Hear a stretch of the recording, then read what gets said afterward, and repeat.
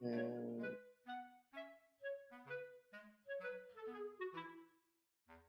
mm.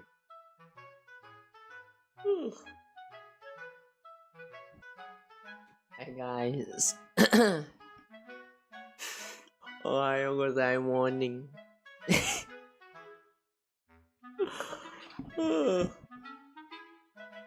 Sorry, I kinda started the stream a little bit late today. Unlike the usual 9 p.m. So yeah. Good morning everyone. And welcome to today's short little stream. So yeah. Today's where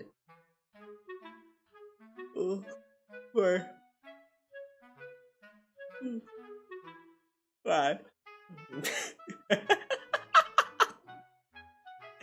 Sorry guys. Uh, literally just wake up like some minutes ago. I woke up somewhere around like close to 9 just now, and then rushed to have my dinner, or more like my breakfast and stuff. And then yeah, now we're here. It's kind of in a rush. I didn't really get much time to like prepare much. So yeah. Anyway, good thing there's nothing much to prepare. Today we're just going to do a short little like chatting stream. So but knowing you guys who have been watching my content, y'all don't really speak to me. So yeah. In order to distract me with something to talk about, we're going to watch the Nod Krai preview for Genshin, or more like the version 6.0 special program for Genshin. Ugh. I wonder how long the live stream is going to be. If it's actually like the usual, it's probably just like less than 1 hours. At most, I remember the special program only lasted like about like 55 minutes. But this time it's a Nod Krai preview, so like I don't know. There's a chance that it might actually goes like over like 1 hour and a half. We're just going to watch and see for ourselves, I guess. if you have watched the Nod Krai, no, hang on, what do you call that? The special program? Yeah, if you have watched the special program, did you actually enjoy it? How was it? Ugh. No, don't tell me yet. Don't tell me yet. Yeah, we're going to go through it together. Yeah, why asking? Alright, so give me a moment. Let me just ready the stream tab and stuff, and then we're going to move to the next screen. Yeah. Oh, yeah. Holy shit.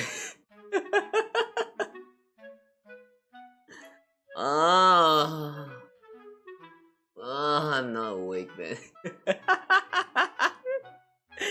How do you stay awake? Wait, the stream is actually starting, right?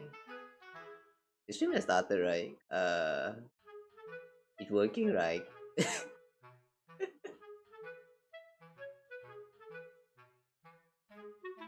Is it? Oh, okay, it is starting. Okay.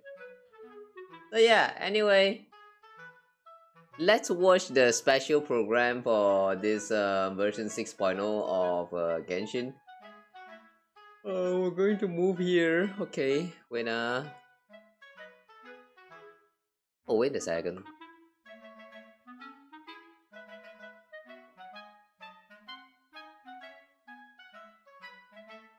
Oh, okay. The special program has ended.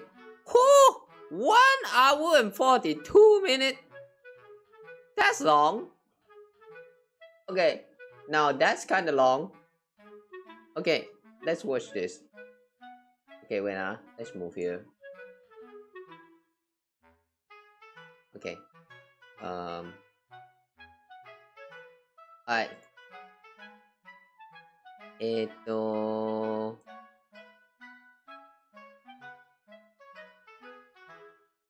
Okay. So, yeah, guys, stop moving. Stop moving. Can you stop moving? Okay, good.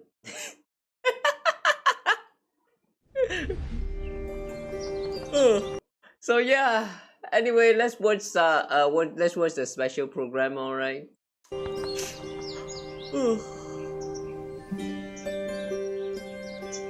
Yep, definitely not late at all. Lao Ma. Hello, Lao Ma. You guys know what Lao Ma means in Chinese?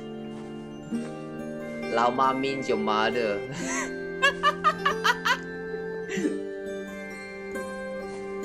I mean, that's a very appropriate name for her, considering the design, but it's still funny for me.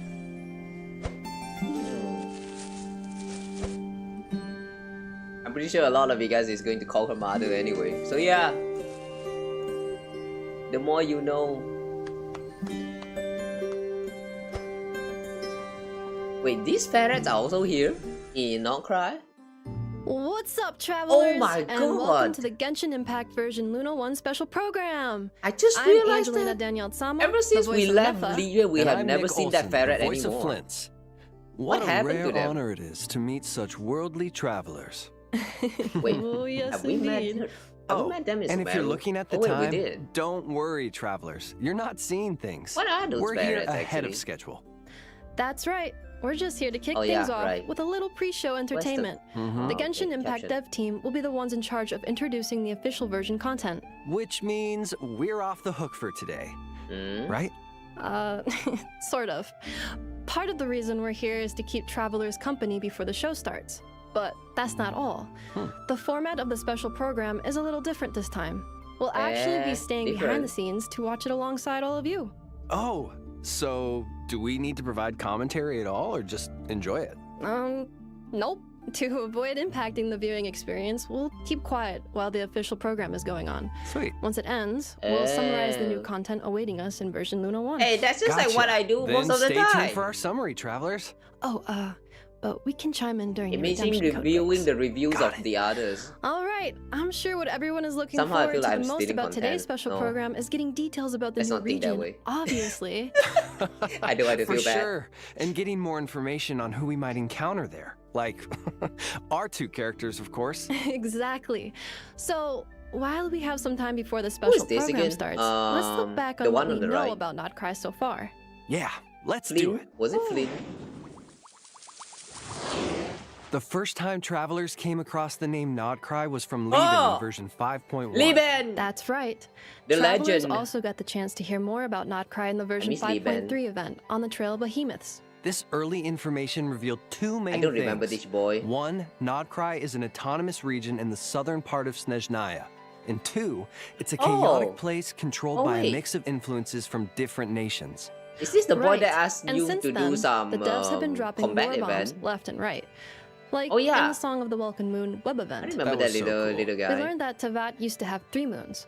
He kind Two of of felt them like he were was shattered just under there to tell us mysterious the lore circumstances in about the not past. cry a little bit, And and that's last all. one has fallen silent. A silent moon. Silent It sounds Moon. so chilling. I know, right? And travelers yeah. even saw one of the shattered moons for Is the volume themselves alright? when Malika punched through the false sky. According to her, the remains are called volume was too Ancient loud, my Moon's bad. Remnants. Sweet. Oh, the web event also went over the 11 different factions Somehow I feel present like in it's not Nod like Krai. loud enough, 11. Oh man, that's a lot to keep track of. I feel that. And lah. there are If the some new volume is not ones, right, do but tell me. there are also a few that should be familiar. Okay. Like the Knights of Favonius. Mm. In version Mhm. 5.6, travelers had the chance to hear Grandmaster Varka's voice for the first time. But he was a little busy, you know, with enemies on both sides and a group on his tail the looking to first turn him time? into mincemeat. That was actually the first Yeah, time. busy feels like an understatement. Hopefully, he's not Oh. in too much trouble. I know. Yeah, And, true. That's the first Oh, time. and after Varka's debut, we got a glimpse into the behind-the-scenes Oh. production of Nod Krai. The dev team revealed that Nod Krai is a place where factions struggle for supremacy, all clashing over the same Supremacy. objective, the moon. Like anger Okay. and hate. And when you say the moon, you mean like the ancient moon's remnants? Well, there's more to it than just that, because according to the devs, the moons have a long history in Tavat, and Nod Krai is home to a power far older and purer than the 7 elements. Older and Eh. purer than the 7 elements? Honkai now that sounds element. very exciting. Definitely. Trust me, one of them is going to Of be course, Honkai at element. the end of the Song of the Welkin Moon prelude in version 5.8, Varka sent a letter inviting the traveler to meet him in Nod Krai. And with that, Nod Krai officially became the next destination on our adventure. Which means the factions better watch out because there's about to be a new face in town. You got that right. In addition, the devs dropped 3 Nod Krai teasers over the recent promotions. That's right. Oh. The first was narrated by a certain mage who introduced us to some of the factions in Nod Krai. And the second one gave us a sneak peek at Lauma and the Frost Moon Scions. Right. The Frost Moon Scion's home looks so serene and natural, and Yeah. that dude was just so cute. For real. Just want to point out real quick that the one with the Alice as the thumbnail right there, that animation is all about the gods. So like, yeah, I feel like they should not have placed the Alice face right here, because that the animated shot was much more focused on all the goddess and stuff. That one was real shit. If you haven't watched it, really go watch it, guys. And of course, in the third teaser, we got to learn about Flints, the Lightkeepers, and the Wild Hunt. Man, seeing Flints in action? Now, that's sick. It really was. I have to agree with you. It Oh. was just so awesome. This one with Flynn was a little bit funny. Alright, last but not least, it's time for the big ones. I doubt I even need Like, to yeah, I'm not elaborate, sure what so to let's feel just about jump this right one. in. When the Tavat chapter It was interlude kinda teaser, The just- God's Limits, dropped, we got to see Vin the came true in and then- faces of the Ah. shades of the heavenly principles. So, you know, This is a just, different one? just Hang an on. average Wednesday. Oh, okay. Oh, yeah. Nothing crazy Ooh. about that. Yeah, But anyway, if you haven't watched this seriously, that animation, means go we watch got to it. This learn is more good about shit. the sustainer of the heavenly principles, right? The unknown god who tore the twins apart at the beginning of the game? Exactly. In this video, though, we only got to see the rulers of life, death, and time as they gathered to hold a meeting. The shade from the beginning of the game, aka the ruler of space, was missing. The unknown god. unknown no more. That's a huge reveal. Yeah, for sure. No Plus, more. there were a couple of important takeaways. 1. And trust The me, people ruler are of still going space's to refer whereabouts to are me unknown. as 2. refer The to heavenly her as principles unknown are still gods. asleep. And 3. The jester has a complicated past with the gods and some very intriguing orders to carry out in Nod Krai. So tell me, what is the price of killing a god? Ah, that part just gave me chills. You kill yourself Killing too. a god. So that has to be a part of the Fatui's grand plan. Seems like it. Based on what we saw in the video, Welcome. you know one thing for sure. Oh, One of their goals in we Nod just Krai is started. to retrieve the Yeah, Damselet, definitely not another late. one of the Fatui harbingers. The damselet. Let's watch together. Guessing that means she's going to be a key character in the events to come. It's very possible. And speaking of key characters, course. the Moonlit Ballad of the Night People trailer has been gave us a saying glimpse at that, some of the major characters that again? travelers can look Columbina? forward to meeting in Nod Krai. And man, The girl that from was just now, definitely a big she one. is going It to be was like so the hard. Archon I feel equivalent like of that Nod trailer is Krai something and, like, travelers look forward yeah, to somehow I'm every year. convinced. Oh, for sure. I mean, Barca, Alice, Marionette, Flint's, Lauma. It was so cool to see how all these different factions are converging. Right? It definitely keeps things exciting. For sure. Alice the mom. Well, with that refresher, you should have all the information you need to experience the upcoming special program to the fullest, Soon, travelers. guys. And if we build Soon up your we'll be excitement able even to further, be- well, that's a win-win. We're going to be able to And be with that, it's pleased about time for the parents. two of us to take a break. Coming up next, the official Genshin Impact version Luna 1 special program. Luna Stay 1. tuned, travelers! What does that mean? Whoa, that look wet. Wait, that little ball that showed up just now for the transition, is that actually the one of the gadget created by Aino? Kinda cute though.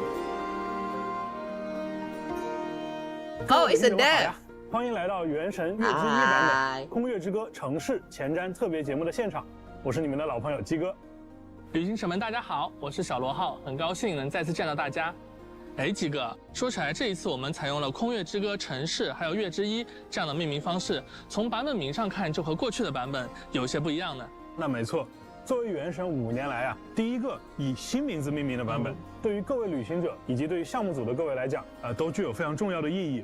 那我跟小罗浩呢，也想先跟旅行者们分享一下我们作为《原神》项目组的感想。《原神》作为一款长线运营的开放世界游戏，一直以来啊，我们的想法都是努力的去实现一个自我的进化，为各位旅行者提供更好的开放世界内容。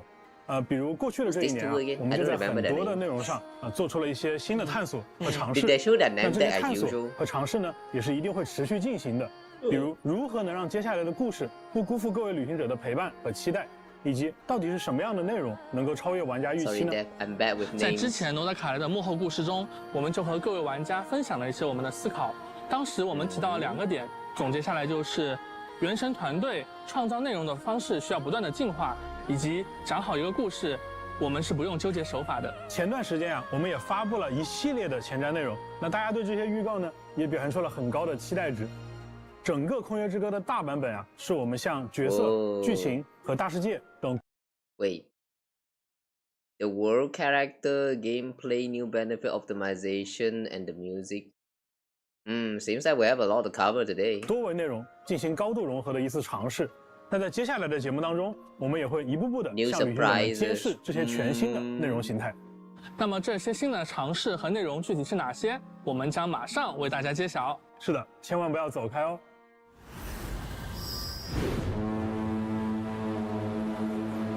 Ooh. This is where our spaceship landed when Lumine and I first arrived in Tavad.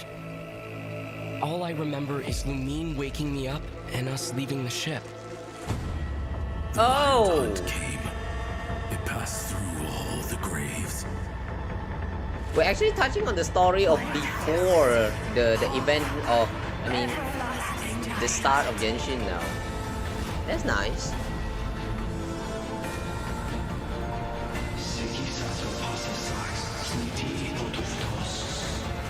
What's that language? Look upon my flame. Return to your graves and forever rest in peace. Flames. Oh, another pole arm. So many pole arms.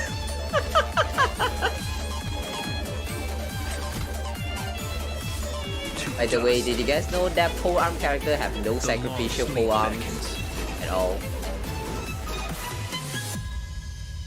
Yeah, sacrificial polearm does not exist. Is like looking into a kaleidoscope. If you didn't know, now you know. So complex and yet so beautiful. Ad Astra Abasask. What? Welcome to Nod Krai, Dominion of the Fatui. Wait, Puppeteer is the new Catherine? What the frick? Need anything else? Oh, Dory's here? The great Lord Son of a Bay, your first port of And call. now there's something to look forward to. Interesting. Wow. Very Sincere highly apologies. decorated cat. I am unable to come down and greet you at the present moment. I will have to converse from up here. Wait, did Do that either of about you need Crush? my help with anything? Anything at all? After all, I'm the head of this household. Chew on this. Finally, Hydro Claymore! Flash attack! Finally, Hydro Claymore! What the fuck?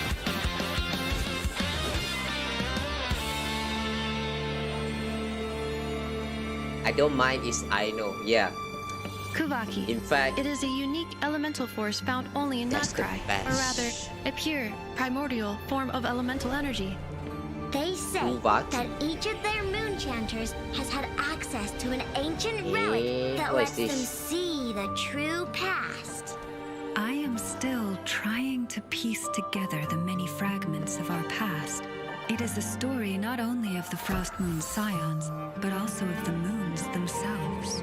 We Frost Moon Scions are the last descendants of the ancient golden realm of Hyperborea. Follow me and bask in the soft light of the moon. From that statement alone, we can clearly tell that, yeah, this whole Nod Krai thing is going to focus solely on the moon. Forest, protect us. For the everlasting forest. She's It is pretty, also but said her that playstyle when the though. moons shattered, most of their Reminds me of a lot of fragments the other rained down characters. upon this land like stardust. Yet, successive generations of Frost Moon Scions have always passed down a Ooh. prophecy that one day the moon goddess would return. That prophecy did indeed come The to pass. impossible Though heals. not quite.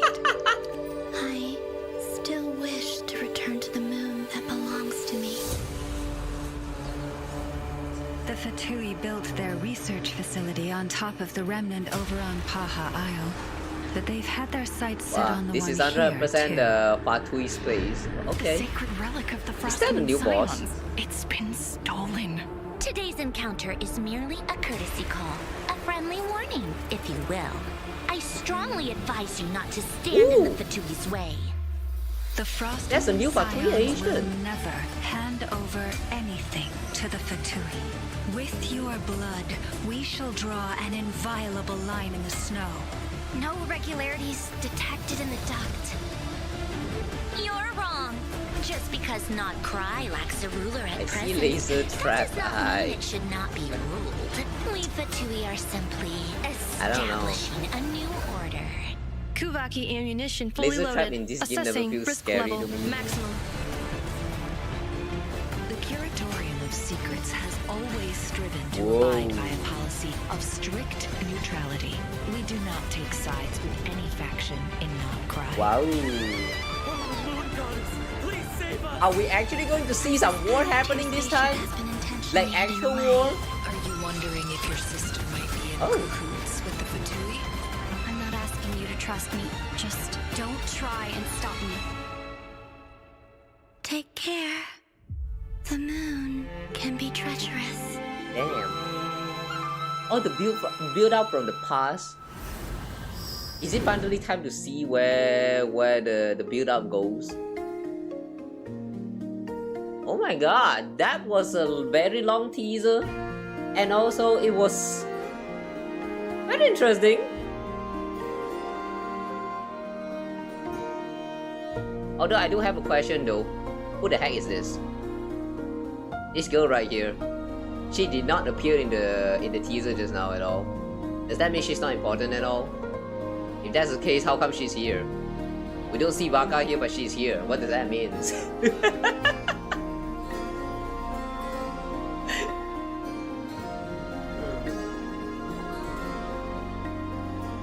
You know, that teaser gave me some high hopes.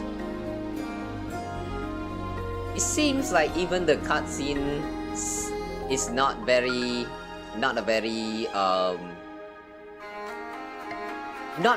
good in terms of the direction of the story flows. 那看完这个版本 PV 啊，我感觉各位旅行者已经有一肚子的问题想要问我们了。Yes. 首先啊，大家能感觉到这个 PV 里啊，那个月亮的含量非常高。那这也是之前我们在节目里提到的罗德凯莱的一个很核心的意象。月亮向来给人一种神秘缥缈的印象，而提瓦特的月亮呢，更是蕴藏着久远的故事。罗德凯莱这片土地笼罩在月亮的光芒之下，对于外界来说，确实会有种朦胧的距离感吧。是啊，在探寻月亮秘密的旅途开端呢，旅行者们将从纳塔启程，由海路前往罗德凯莱，到达这里的第一个目的地纳夏镇。那与往年一样啊，我们在这里也设置了魔神任务的快速开启功能，帮助大家能够快速抵达罗德凯莱。从我们之前发布的信息之中呢，旅行者们或多或少也了解到了一些关于罗德凯莱的情报。不同于我们以往抵达的各个国家，作为至东边疆的自治区域，罗德凯莱曾是一片繁荣的乐园。但是由于深渊灾害的爆发呀，它逐渐沦为了一片废土。随着前来罗德凯莱冒险的人越来越多，一些商人在废墟上建立起了如今的纳夏镇。那看起来如今的纳夏镇啊，好像确实已经重新焕发活力了。在旅行者们抵达罗德凯莱后不久，还会偶遇一只非常特别的小生物，它会像导游一样呢，指引着我们前往纳夏镇。这个小生物感觉功能上跟我们之前见过的仙灵比较像，倒也不错。它们是罗德凯莱的特殊物种月灵，借助月灵的力量呢，旅行者们不仅能够完成某些特殊的挑战，还能提升平常探索和跑图的效率。可以说这个小家伙也是大家的好帮手了。在这里呢，还要向大家引入一个基本概念，和燃素还有原始胎海的概念类似，在罗德凯莱地区存在一种力量形式，它被称为月举力。本质上呢是一种最古老的原始元素能量。那正如一束光可以被分成7种颜色，那月举力它也可以被解析为不同的元素力。没错，它的本质上就是光界力。月举力就像那束光在被分散之前的原始状态。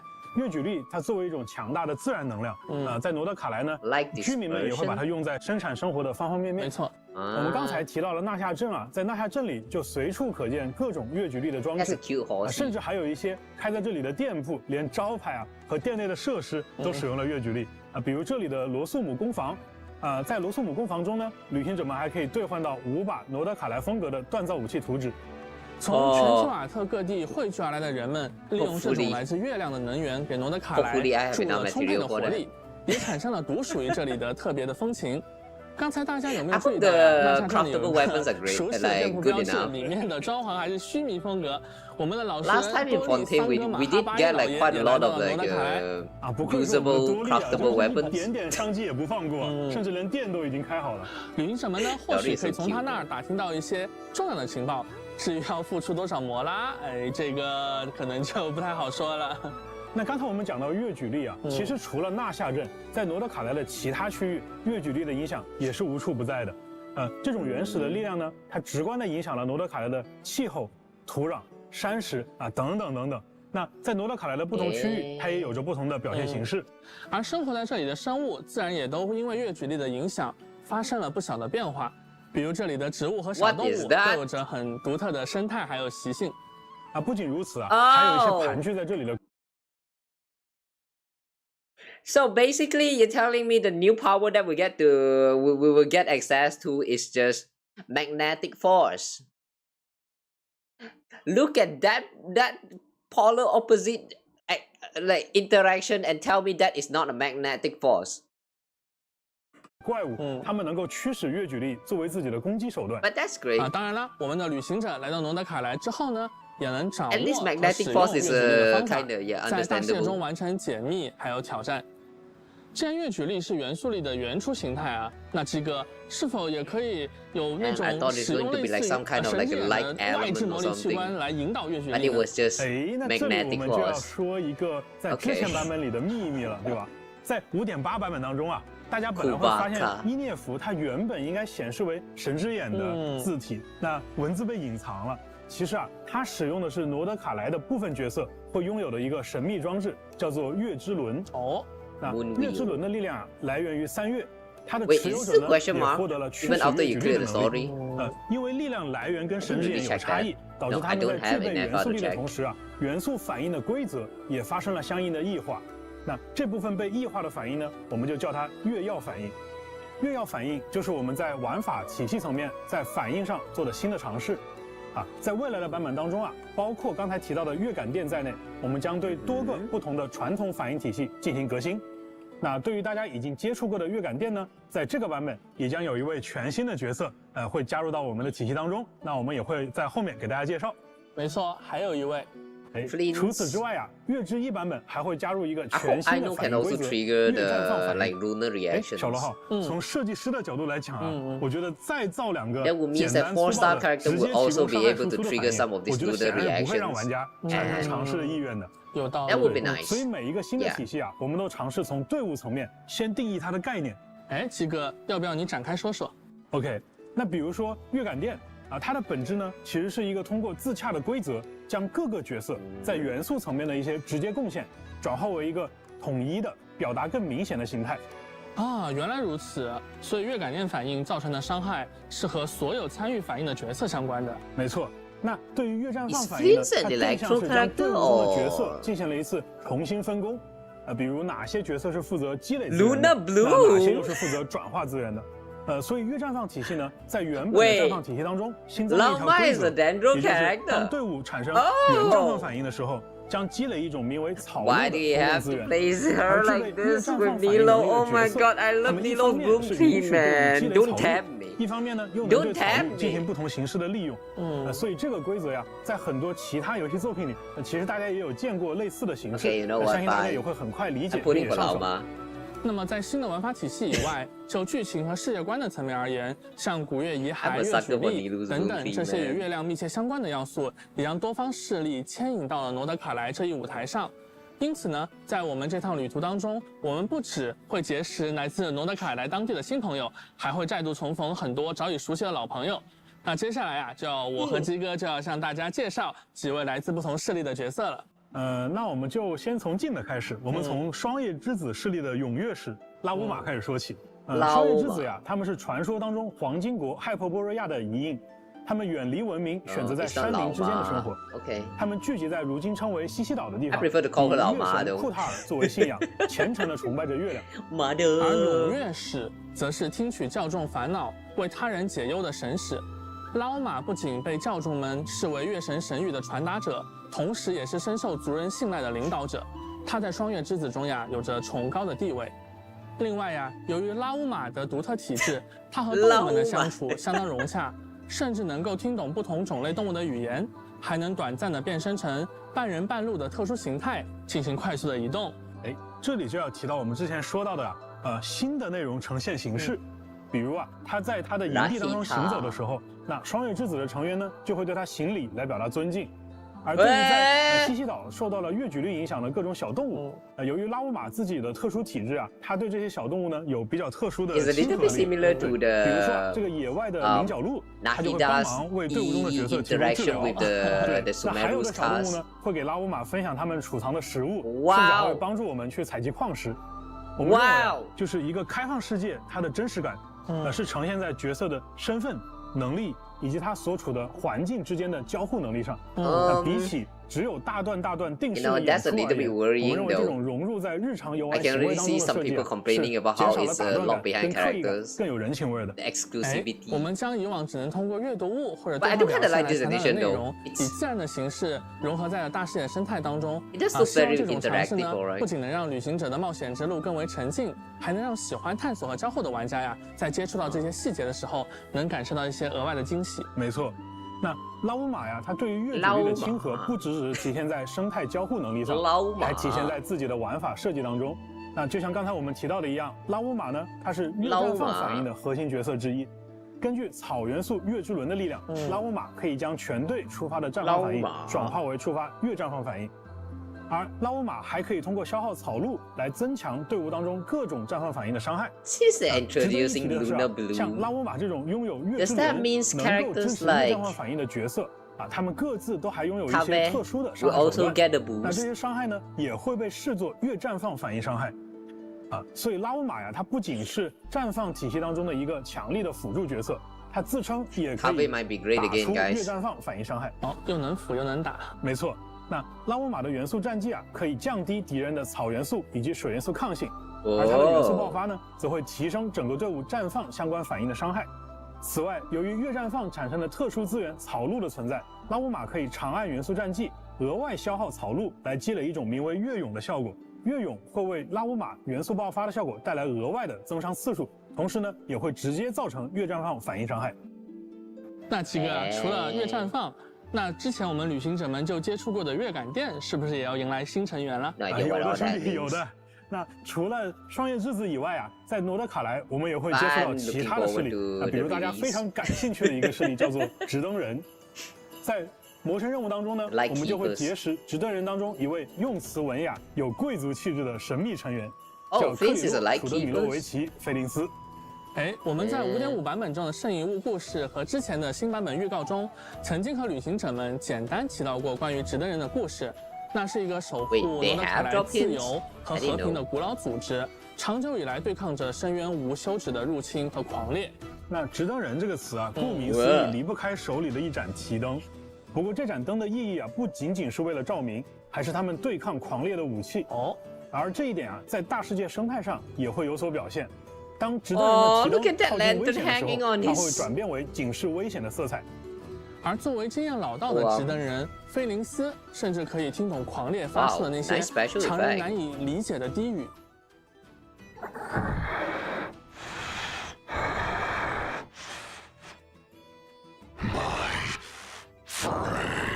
那在战斗 What 层面当中啊， the 菲林斯也 freak？使用了月之轮的力量，因此他和伊涅弗一样，也具备将队伍中的角色触发的感电反应转化为月感电反应的能力。菲林斯通过自身的元素战绩，可以唤出灯中的力量。 You know, I like the interactive interactions that you can get from all this character existing on the field and the on field like enemies and stuff, but do you have to have the character in the team in order to have that passive effect like activated, or you need you need to have the character like on the field in order for that passive, like I mean for Flint for example, the part where if you have him on the field, you will be able to hear all of those words that those enemies were saying. Like, do you have to have Flints in the team or just have Flints on the field in order for that effect to even happens? Because if you need to have Flints on the field, things is going to be very chaotic. Like, you know how Genshin is a game full of like switching between characters and stuff, right? Imagine you're hearing them saying like my prey like just now, and then like when the enemy was saying my prey, and then in the middle of that you suddenly switch to the other character, it turned to my that would actually be very funny. So yeah, I kind of wish that it's going to be on field thingy instead of like on the team. just saying. 将自己的普通攻击和重击转化为无法被覆盖的雷元 I'm 素伤 all 害。 for the funnies. I 而 don't 它的 really 元素爆 care 发呢， much. 既可以在元素战绩期间作为派生技能打出，也可以单独释放，并且元素爆发造成的部分伤害啊，将会视作月感电反应伤害。目前，菲林斯在中夜长营独自居住，他守望着同伴们的坟冢，也监视着狂烈的动向。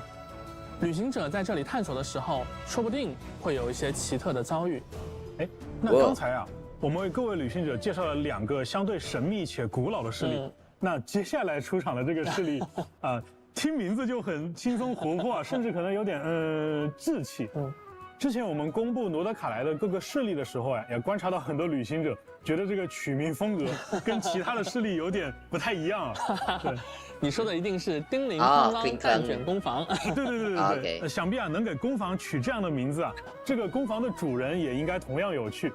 说到工坊的主人，旅行者们应该已经知道说的是谁了啊，他就是伊涅弗的家人艾诺。哎，是的，完成了5.8魔神任务的旅行者，其实已经在剧情中和伊涅弗打过交道，也了解了一些有关艾诺的消息。别看艾诺平时一副天真活泼，嚷嚷着要吃蛋卷的样子，其实呀，他是一位天才机械发明家。除了用各处搜集来的零件组装出了伊涅弗这位机械少女，他还为纳夏镇专门设计了一门大炮，用来对抗狂猎啊！大炮呀！那看起来艾诺对机械有很深的造诣啊，他也能利用自身携带的机关进行战斗。艾诺可以通过释放元素弹剂，操纵身后的机关扳手，让自己快速移动，并且对敌人造成伤害。而他的元素爆发呢，只会抛出一个可爱的喷水机关，叫做冷静一下呀，间歇性的去攻击敌人，造成水元素伤害。那他和伊涅弗呢，也会成为拉乌玛和菲林斯的好帮手。对了，艾诺也是我们第一位啊拥有水元素神之眼的双手剑角色。哎，那这样我熬幽静幽战拿到的水元素双手剑外观，可终于可以派上用场了。没错。不过呢，忙于机械发明的艾诺在日常家务上可能就没有那么有天赋了。好在有伊涅弗这位家人的照顾，不然光凭艾诺自己，很有可能把日子过得一团糟。在工坊附近啊，我们能看到艾诺收集的金属外壳和材料散落了一地，还有一个多功能武装家用机器人重拳出击鸭。对，那这个名字一听啊，就又是艾诺的风格。旅行者们可以和重拳出击鸭对话，并且进行切磋，获得角色的培养素材。那这里啊，作为新版本的生态呈现啊，和强大的敌人之间也不一定只有战斗这一个选项。那如果是艾诺或者是伊涅弗在场呢，他还能触发额外的对话选项。哎，几个，我看其中一个对话选项是开启攻防秘藏。没错。那不知道旅行者们有没有发现啊？就自己队伍里的伊涅弗在好感度达到6级的时候，可以领取到一个奇异的螺栓。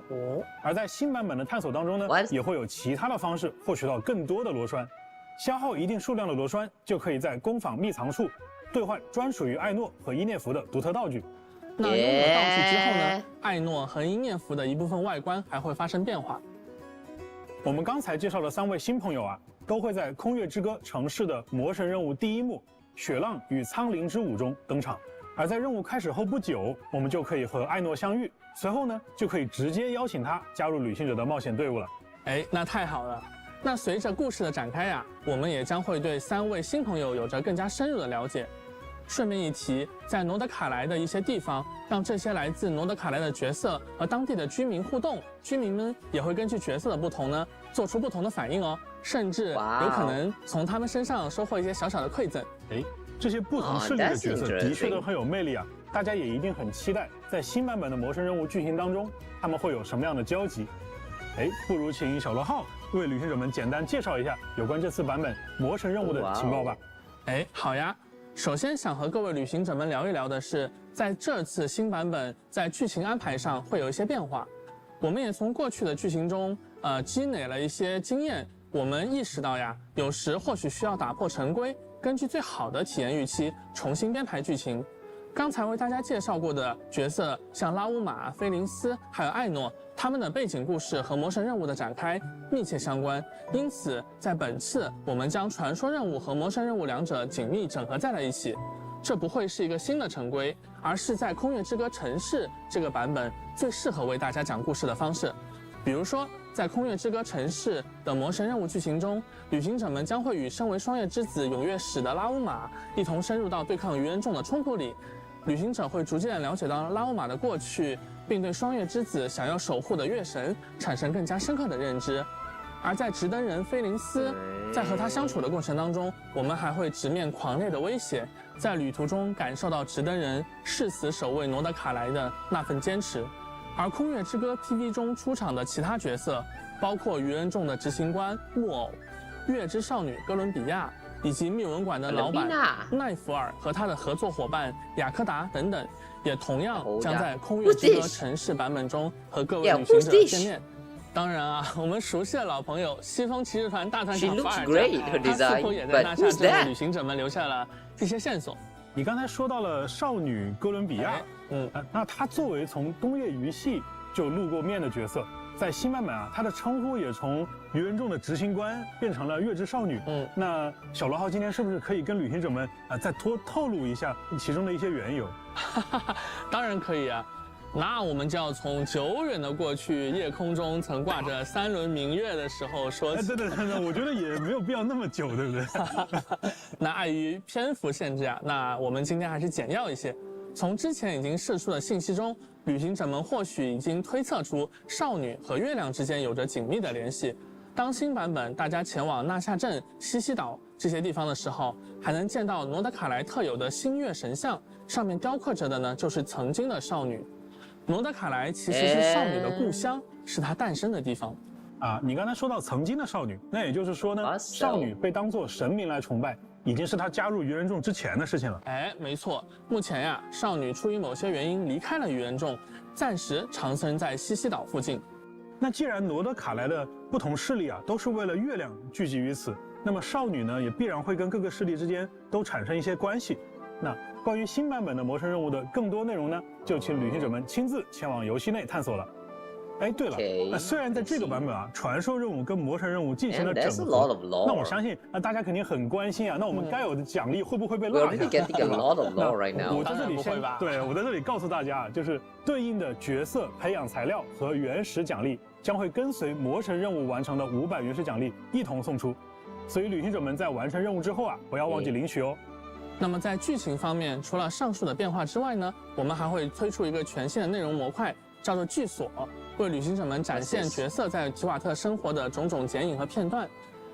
正如之前的幕后节目中和大家说过的那样，原本一些祖宗之法不可变的传说任务、邀约任务的内容，我们会尝试用更加润物细无声的方式，自然融入到这个世界的探索和交互当中，让原本的内容跳出传统的任务模块，用一种新的方式呈现给各位旅行者。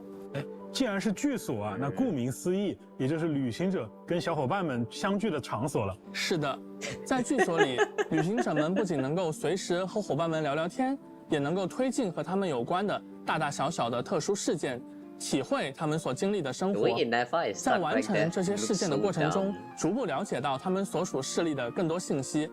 在月之1版本，旅行者们可以和菲林斯、拉乌玛、艾诺3位角色共同建设各处的居所，比如前往叮铃哐啷蛋卷工房观察伊涅弗和艾诺的温馨日常，到双月之子的双月之房坐一坐，和拉乌玛一起阅读流传在双月之子里的各类传说与故事，或者去前往菲林斯所在的住所，听他讲述值得人的悠久传说。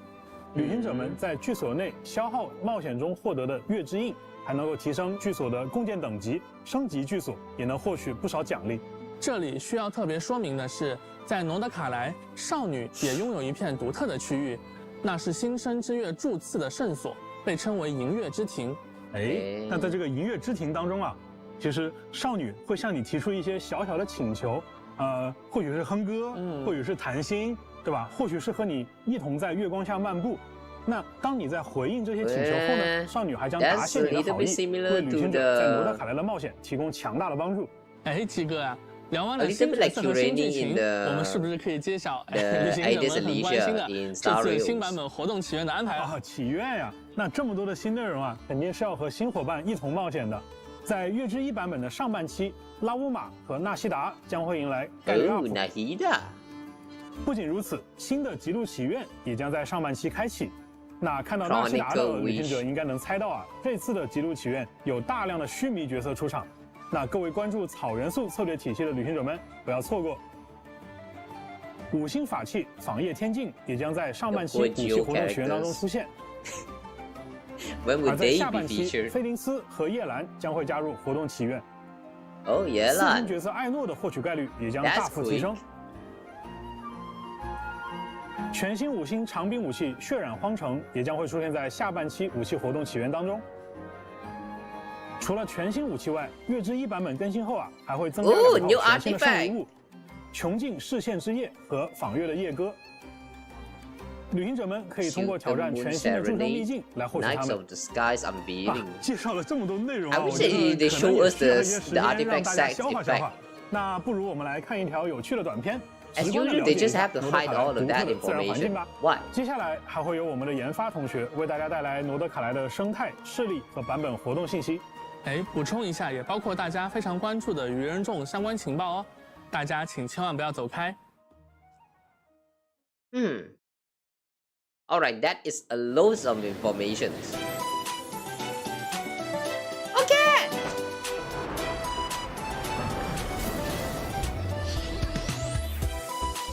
Yeah, seriously, who is that girl? They keep showing her, but like, who is that girl?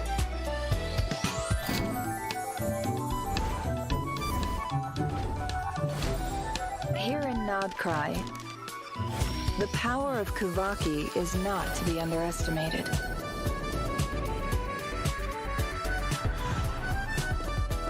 It sets machines in motion.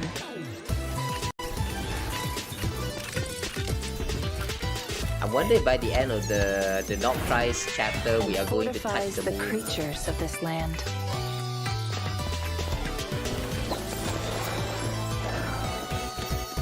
Ooh.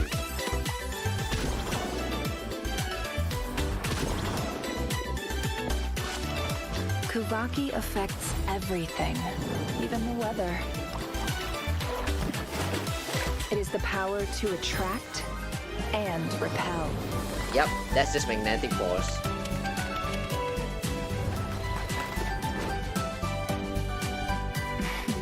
They gave it a fancy name of Kuvaki, That's but just the beginning of the yeah, story. it's really just magnetic force. Itching for more info? What? Maybe Paul?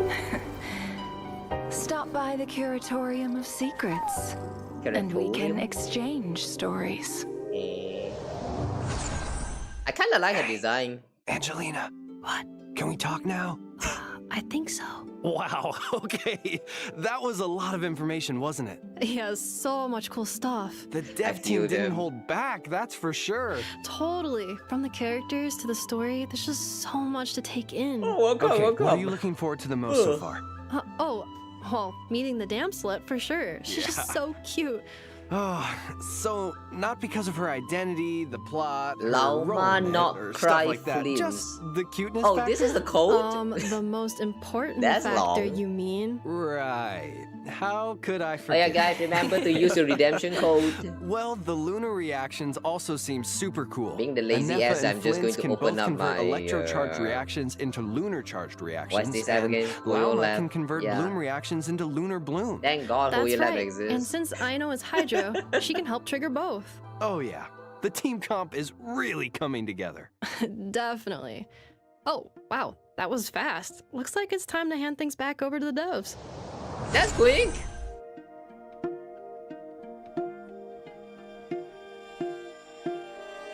来了。旅行者们，大家好，我是原神的任务设计程少，初次见面，请多关照。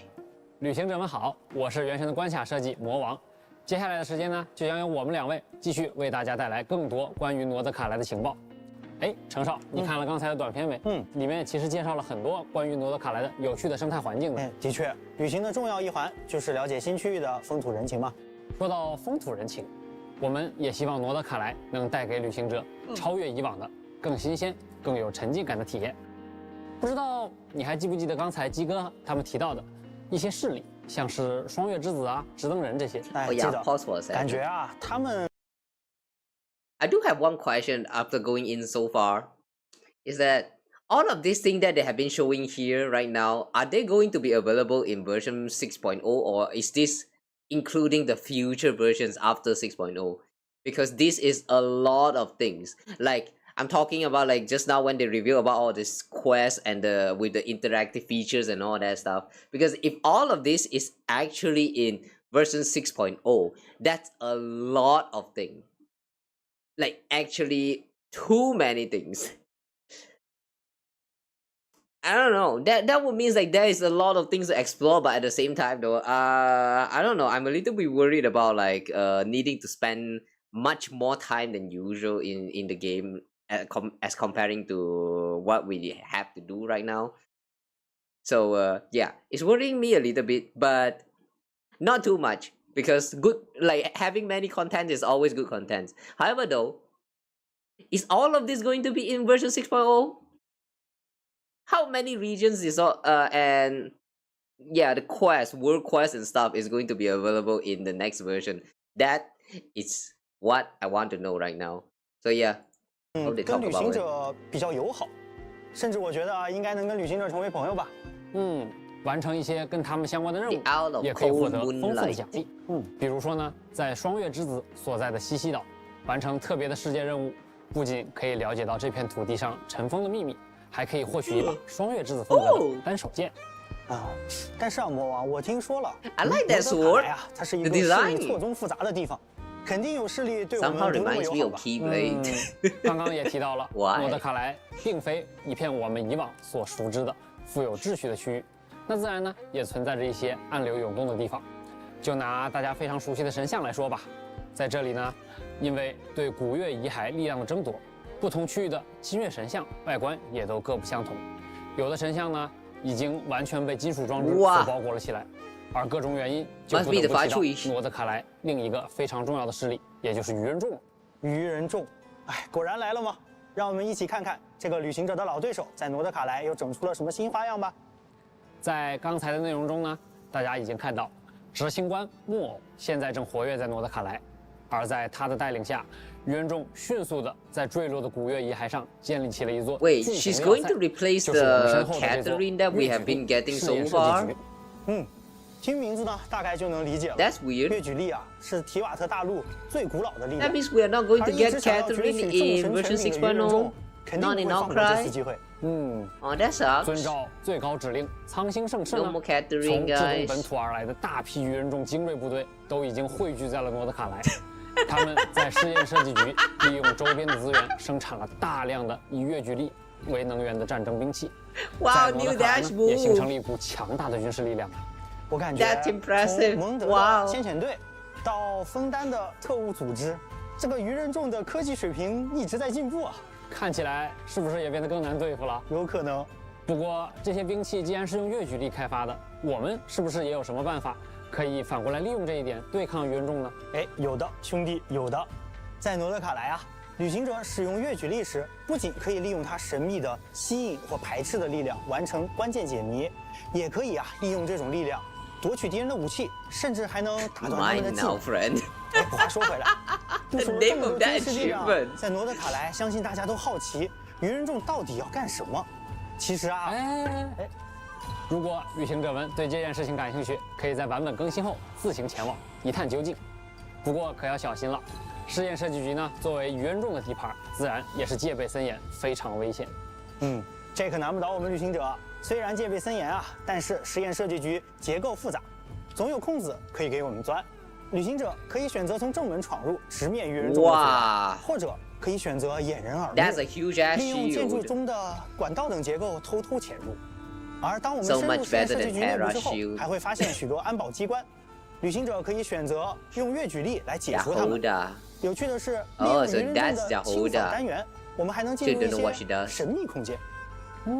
清扫单元，没想到鱼人众也会用扫地机器人。哎，已经能够想象操作它穿梭在管道中的样子了。另外啊，和当地的结识的一些新伙伴合作呢，我们也能逐渐了解到鱼人众不为人知的秘密研究。不过也要注意了，一旦触发了鱼人众的警报呢，很快就会有大批士兵赶来围剿入侵者，旅行者们可一定要小心了。都说风险和机遇并存嘛，实验设计局里肯定也有很多我们想要获取的好东西吧？哎，说到好东西，我这里还有一份绝密的情报。相传呢，文明大陆的组织盗宝团的创始人雷德米勒，最初就发迹于诺德卡莱这片土地，并且呢，他还在这里为后人留下了一份伟大财宝。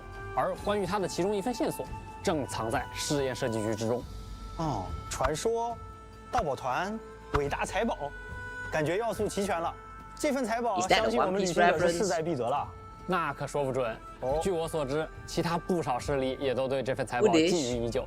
想要找到它呢，可能不仅要和这些势力相互竞争，说不定在特殊的情况下，还得临时跟他们合作一下。如果说刚才提到的这些势力之间呢，都是明争暗斗，那么接下来要聊到的狂烈，那就是诺德卡莱的所有生者所要共同面对的敌人了。狂猎本身是深渊在诺德卡莱呈现出的一种极度危险的形态，狂猎肆虐的地方呢，也几乎没有生命可以幸存。从狂猎的外观来看啊，应该有不少可怜人都被卷入了这种灾害。我也看到一些狂猎甚至身穿着直登人的服饰，可想而知，过去有多少人因此而牺牲了。但人们啊，其实也不会坐以待毙。直到如今，诺德卡莱的人们依然在用月举力去对抗狂猎。纳夏镇顶部的那个大炮啊，听说就是艾诺制造的，用来解决狂猎灾害的装置哦。哦，那个造型，怪不得，果然是艾诺的手笔。而专职对抗狂猎的直登人们也从来没有懈怠过，他们一直在利用吸引石的力量在诺德卡莱的前线奋战。甚至有过路的商人说，在野外的浓雾里，偶尔你能看到一个神秘的追逐猎杀狂猎的身影。而在诺德卡莱的其他地方，也同样存在着一些需要我们谨慎应对的敌人。他们受到环境中的月举力的影响呢，有的可以自由驱使月举力，有的则在形态上发生了巨变。比如说，这只隐藏在山洞中、酷似蝴蝶的魔物呢，就是本次旅行者需要面对的强敌之一。击败它所掉落的角色培养素材，也正是拉乌马的培养材料。What this Pokemon art design？ 艾诺的角色培养素材，则是通过刚才介绍艾诺时提到的巨大机关重拳出击就能获得。That robot can do the aura. 除了上面介绍的丰富内容，诺德卡莱也有精彩的活动等着各位旅行者前来体验。旅行者们不仅可以和艾诺、伊涅弗一起踏上一段和神秘机械有关的奇妙旅程，也可以完成打卡、挑战敌人等活动，获取原石、免费的4星武器在内的丰富奖励。幽静微战也会在新版本迎来更新，旅行者可以前往挑战全新的强大敌人。另外，能够限时刷取双倍圣遗物的祝圣遗影活动，也会在新版本期间开放，大家不要错过哦。不过啊，既然都说了，空月之歌是一个全新的系列，活动部分这次我们也带来了很多新东西。首先呢是豪斗旅记，从空月之歌的第一个版本，也就是月之1版本开始。旅行者们可以从凯瑟琳那里截取到新版本的地方传奇讨伐任务，还能从中获取特别头像框作为奖励。Local Legend 就这么好看，我已经摩拳擦掌了。另外呢，在常驻玩法幻想真境巨狮中，由于魔女的来访，舞台中出现了名为越狱圣牌的特别道具。在新版本该活动更新后，旅行者就可以开启新挑战越狱模式，完成额外的战斗关卡圣牌挑战。还能获取特别的越狱圣牌，这么有设计感的越狱圣牌，感觉会有不少旅行者想全部拿下呢。越狱圣牌不仅可以留作收藏，还支持好友之间相互兑换。通过好友之间的互相分享，心仪的卡牌也能更快的到手。那程少，到时候如果我没有的，可要找你交换了。那得看你有没有我想要的牌了。当然，新的越狱圣牌也带来了。A reminder that this game has TCG. So how come in the TCG game we are not allowed to do like card tradings, but instead we get it here? What does that mean? Where's the card trading system? Why do we have to do that here in this Imaginarium Theater instead of there in TCG? Like it's literally called trading card, like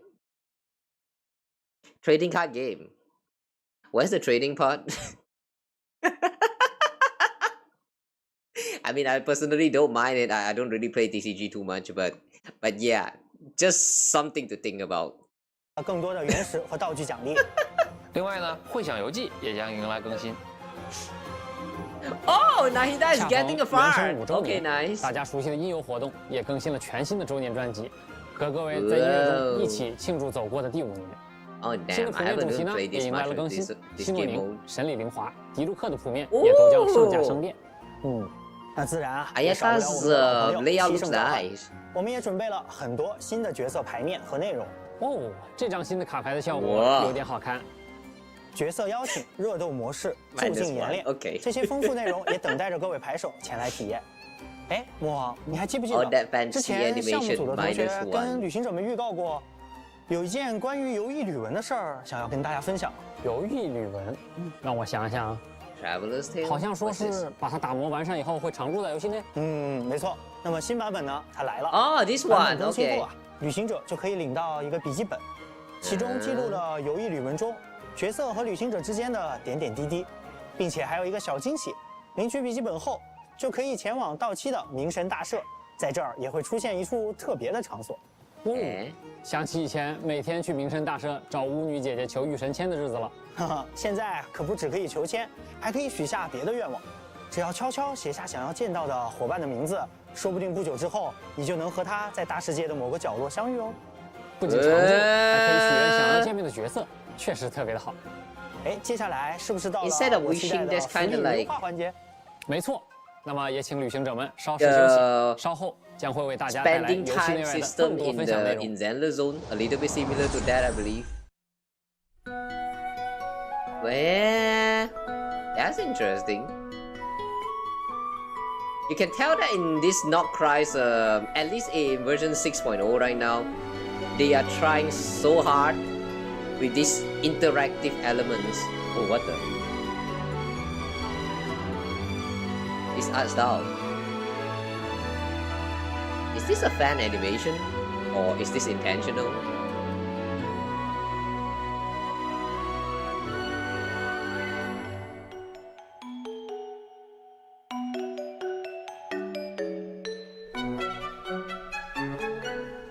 Wow.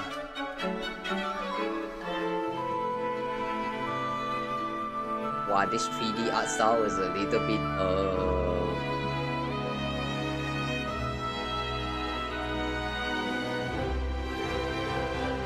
it's a little bit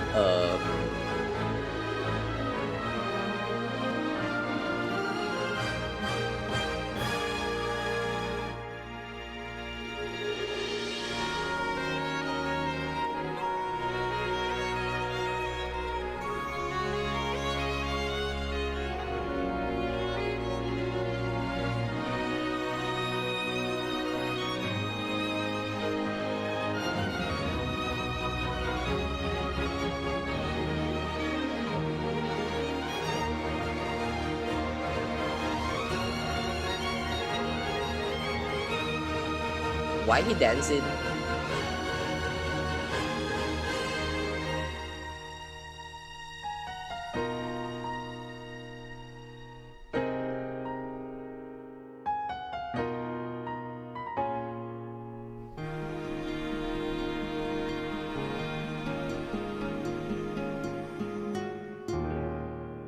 Wow, what the? 各位旅行者，欢迎回来。这次呀，我也请到了大家的老朋友 Are you saying that these icons right here is actually not just symbolizing the moons like fragmenting, but instead it's like the moons is corrupted by some hands from the abyss or something? Does it have that kind of symbolism here? What the freak? I mean, you guys saw that just now? You see this shit? Unless this is like Linne's hand. Nah, I kinda doubt. I don't think Linne has such long nails. Alright. That's a kind of spooky little 这次呀，我也 animation. 请到了大家的老朋友 Michael， 一起来介绍月之 I 一 like 版 that, 本 but 的 at 福 the 利 same time, I'm a 文化。 little bit scared. 哎，咋了 ，Michael？ 你这个眼神，你这个动作是有什么心事啊？你问我，这不该我问你吗，鸡哥？啊？5.0前瞻你都把我耍成表情包了。那行，那你来说，这次咱们怎么介绍？这段时间我收集了旅行者们从萌新到大佬的心路历程，以及他们反馈的一些痛点。待会啊，我就来考考你。哎，那我还是很有自信的呀。不管是客服的反馈啊，还是平时刷到的视频，我都还是记在 I 心里 wonder if 的。 they are going to talk 记 about 在 the 心里 skip 不等于 buttons. 立刻有办法。导演，咱们直接开始。行，那咱们看看。这回大家都知道的事，我就抢先回答了啊。好呀。首先是每年周年庆都有的福利，旅行者们通过周年签到活动可以获得10枚纠缠之源以及启圣之城啊，没错呀。另外，我们也会通过邮件为大家发放1600Wait, 元 this 及 is 各 the 种 total 奖 of 励。 20 pools. 这其中还包含2个罗德卡莱风格的有趣小道具啊，其中的旋翼浮空气塔还可以支持旅行者和自己的好友共同乘坐。没错。手冲装备也将在版本更新后重置。另外，大家期待的周年 It doesn't 常 really 驻 do 武 much, 器 but I 自 like 选 this 活动 edition. 也即将开启。今年还有一位新面孔，来自道期的梦见叶瑞希，也将加入可选范围。没错，你说的这些都对。今年呀，我们确实准备了这些内容。哼，怎么样？那么接下来我就要正式开始发难喽。哦，接下来才是正戏是吗？是的，我们直接来看问题吧。哇，你这是有备而。Started playing and can't stop. Complicated character mechanics. Leveling too slow. Rookie. Don't understand the tutorial. Don't understand gameplay. Co-op. Progress more quickly. Instructions unclear. Don't know how to build a team. The monster deal too much damage. No mention of skip buttons. Okay. 你看我总结出这么多痛点，这些啊都是玩家在萌新阶段比较关注的。鸡哥，请问你又该如何应对呢？哦，留在这儿等着我呢。哎，不过呀，我觉得还是要请 Michael 跟大家都放心，毕竟啊，比这些还多得多的反馈，我们也都已经注意到了。相对应的呢，我们也准备了一批优化，也请导播之后加上来。Michael， 看看你的设备上现在多了些什么？好，让我看看。冒险阅历获取途径更多，那就是等级提升更快了。对。这个游戏内的教学感觉确实是很直观哦。这个且试身手门槛降低是什么意思？哎，且试身手啊，是我们每次推出角色的时候都会有的一种教学关卡。那现在我们对它进行了一次优化，也就是当旅行者们已经拥有某位角色，并且在之前啊也通关了他的且试身手活动的时候呢，在新的且试身手活动上线的时候，就可以直接领取奖励了。OK， 我懂了。那感觉第3条也很方便呐，不错不错。哎，鸡哥，那最后这一条，多人游戏难度下调，这有什么说？What's this one? 鸡哥 Battle Pass now offers harvestable rewards. Stardust purchase limit in the shop has increased. What's a harvestable reward? 且试身手活动上线的时候，就可以直接领取奖励了。OK， 我懂了。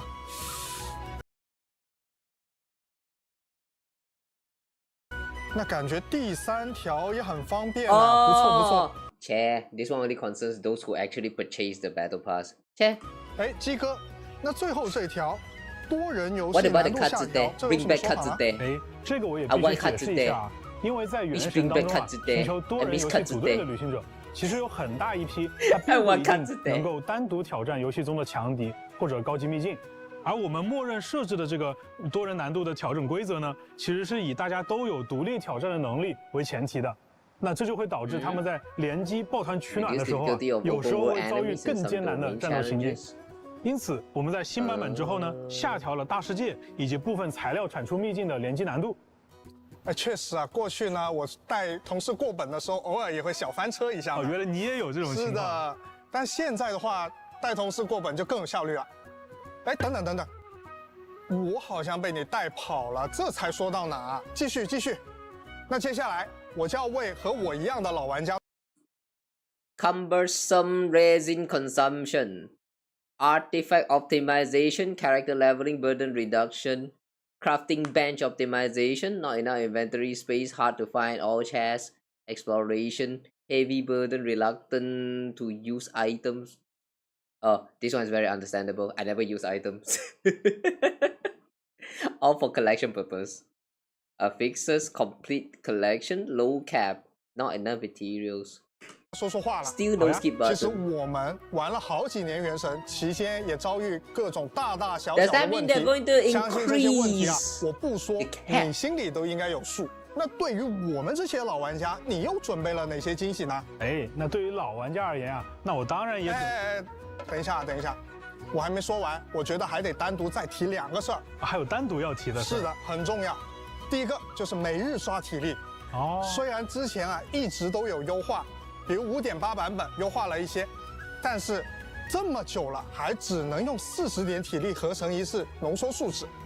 另外还要去抓金蝶，还得合成，真的很麻烦啊。哦。第二个， Now catching the crystal flies and those are actually not too much of a problem. 今年我还得提，比如我刷了好多圣遗物胚子，啊，看起来好像有用，但又不敢把它合成或扔掉，只能存着。 Oh, this 生 one, 怕哪 this 一 one. 天用 I've 上了 heard of 没了， this.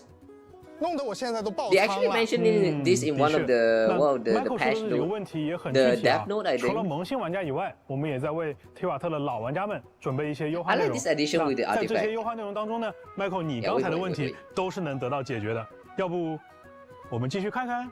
哎，等一下，鸡哥，我作为同事还得提前劝你一句啊。啊，劝我啥？没有优化好的东西，你不要硬说。你要是瞎说了，最后还不是我想办法去收拾。哎，这个你不用怕，不用怕。既然今天我让你反客为主，那我一定是准备了足量的惊喜，能有多到淹没你收集的需求那么多的规模。行，那我就跟旅行者们一起看看鸡哥准备了什么。第一个，我懂，也就是新。 The new version, you can upgrade the treasure complex through the joint meeting point, construction gameplay, and track oculi, treasures and treasures clues in Nod Krai. What do you mean by that? Open the lunar treasury to obtain the dust of enlightenment. The fourth affix can now be previewed for 5-star artifact with 3 initial minor affixes. Yeah, this one, this third one, this one is very useful. I like this little addition to the artifact.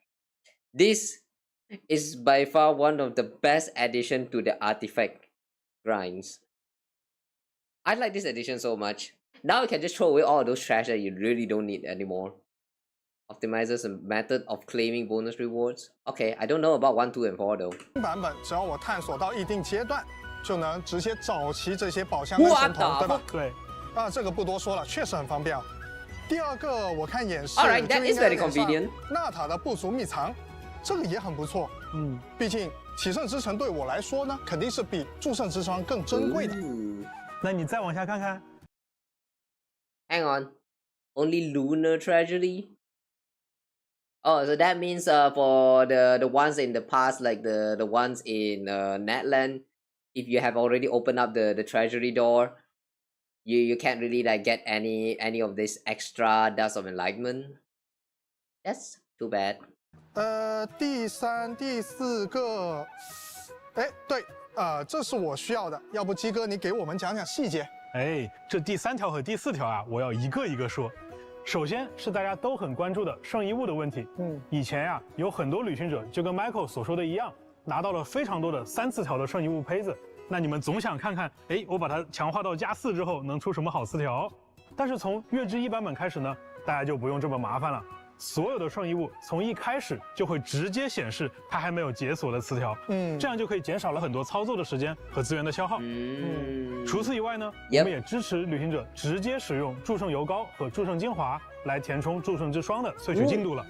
而高等级的圣遗物萃取的时候获得的进度也会比以往更多。Okay, this is not really the kind of 至于第4条，也就是 Michael 你很关注的领取多倍奖励的手段优化。首先啊。在新版本更新后，我们在各种兑换奖励的场合，现在可以直接消耗40点数值领取双倍奖励了，并且啊，在此基础上，浓缩树脂的配方要求也从40点树脂变为了60点树脂合成，也就意味着它可以直接兑换3倍的奖励了。除此之外，还有一条，也就是浓缩树脂跟金蝶捕捉龙的配方也有了更便捷的获取途径。在此之前，你应该还记得他们是放在2个城市的声望系统里的。对。那最后还有一条是，我们可以直接在奖励结算界面使用原石快速购买树脂来领取3倍奖励了。好啊。Nice by us. Why do they have to place that option right there? Why? Yeah. Using primos to claim your reward? That's disgusting. What the shit? What the actual shit?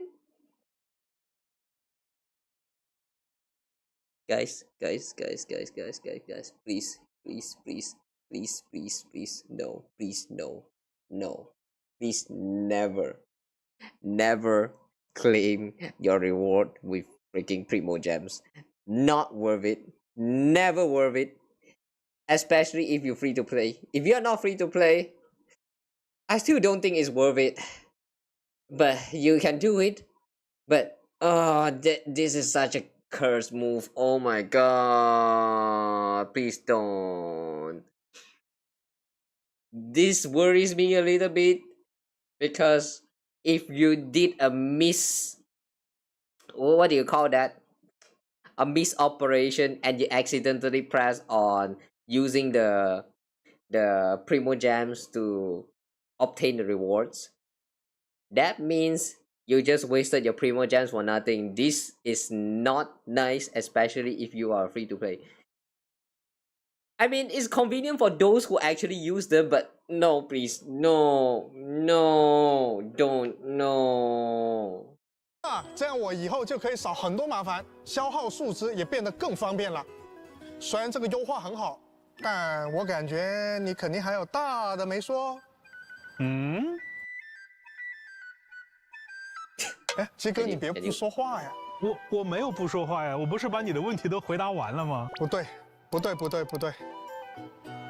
这一集我看过，你肯定马上就要从椅子上拿出一摞卡片让我挑了。这回真没有 ，Michael， 我实话跟你讲，真没有。确实啊，我今天准备的东西啊，比你们想象的要多。但是啊，今年我们不搞小卡片，我们换一个形式。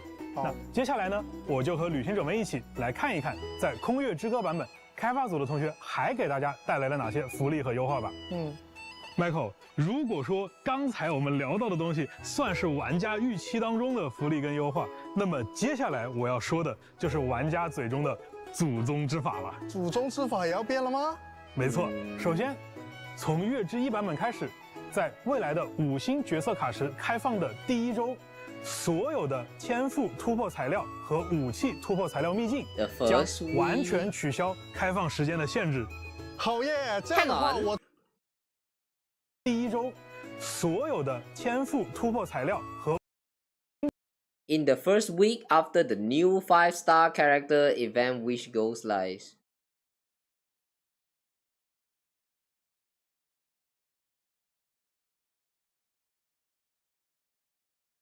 So that means there will be 2 weeks where you can just enter the domains of literally any day to farm for these materials in the whole version.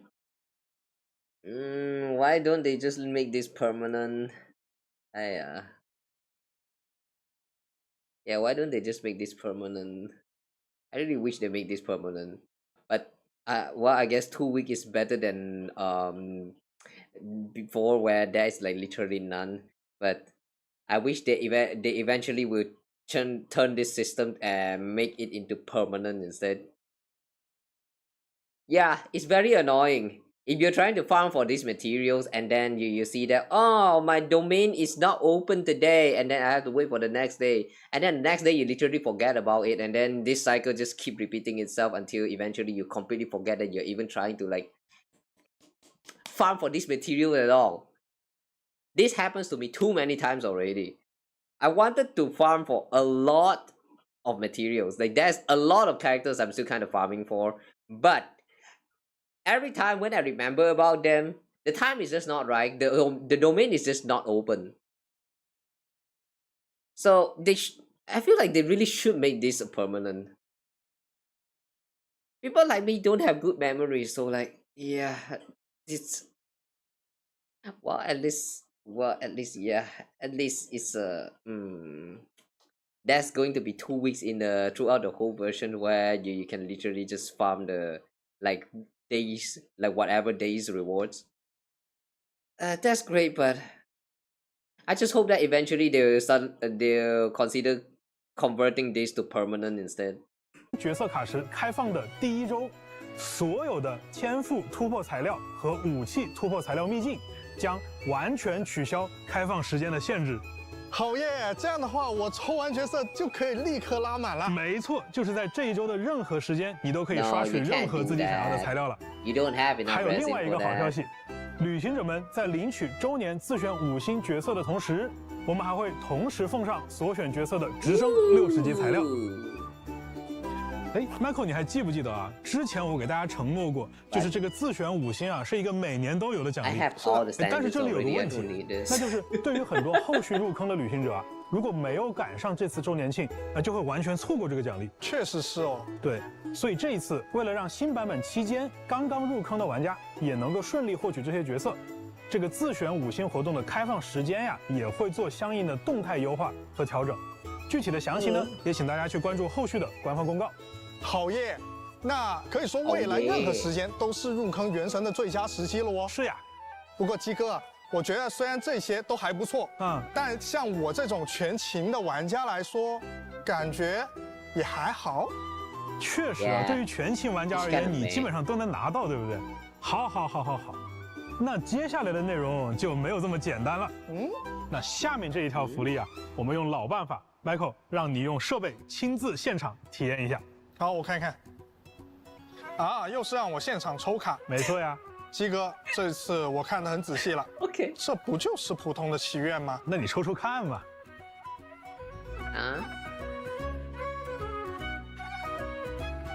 哎，我抽到了梦见月瑞希。哎，不过这个角色 What 我已经 is 抽 that？ 满了，这不是相当于5折抽卡吗？哎，别着急啊 ，Michael， 你仔细看看最后抽卡结算的那个界面里，除了常规的内容之外，还有啥？哎，等等，这个无主的命星是什么东西？我记得原本只有25星辉啊。没错，那这就是接下来呢，我要为各位介绍的一个重磅内容——无主的命星。当玩家重复获取超过命制作需求上限的5星角色时，就会获得这个道具。哎，鸡哥，这个道具有什么用啊？哎，那这个道具的作用，就是提升你队伍当中任意角色的等级上限，最高可以直接提升至100级。啊，那 Level 100 and in order to reach level 100 you need to get 5-star character over C7. Oh my god.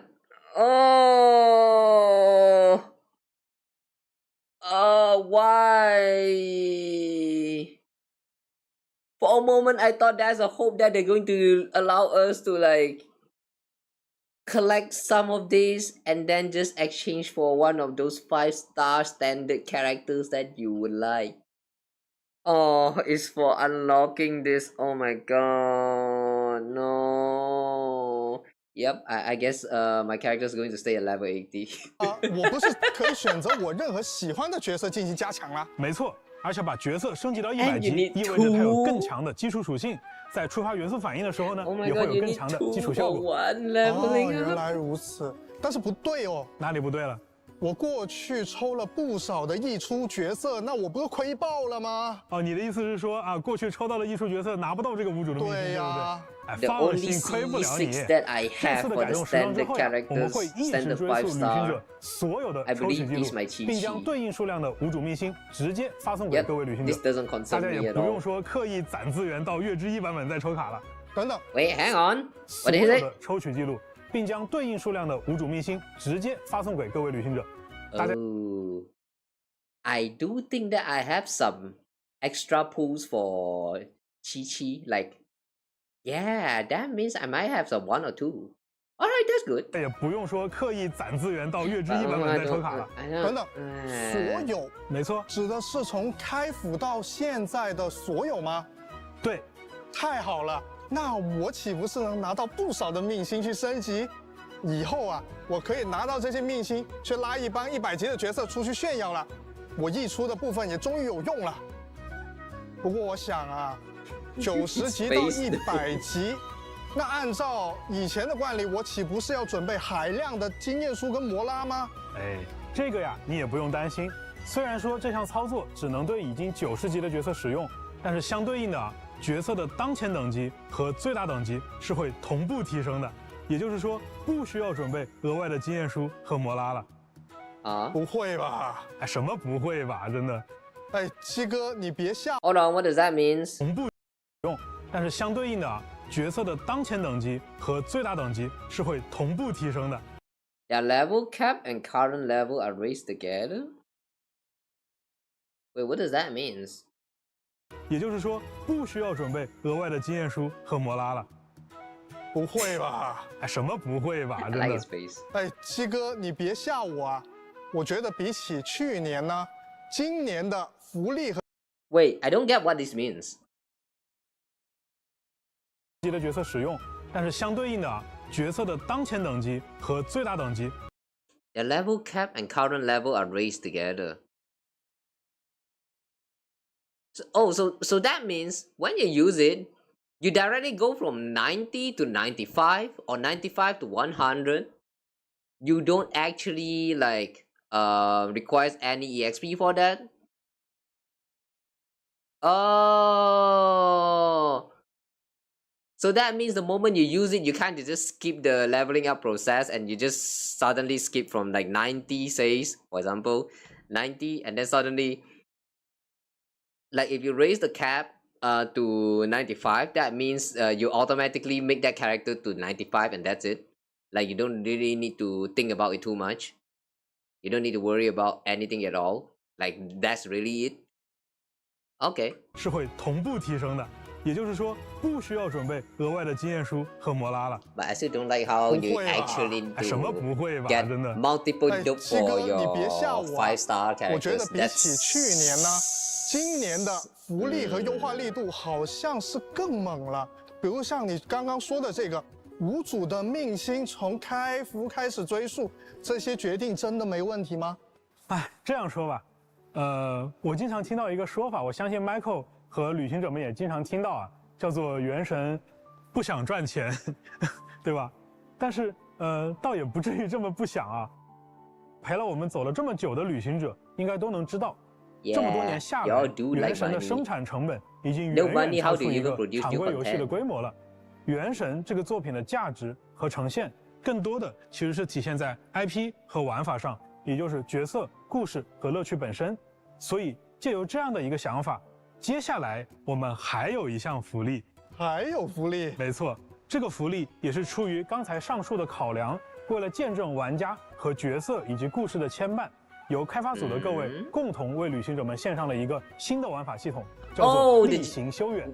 This is the one about the 在例行修远系统当中，旅行者在提瓦特的一举一动都会被铭记，而提瓦特的命运呢，也会因此与你产生共鸣，这将会允许你。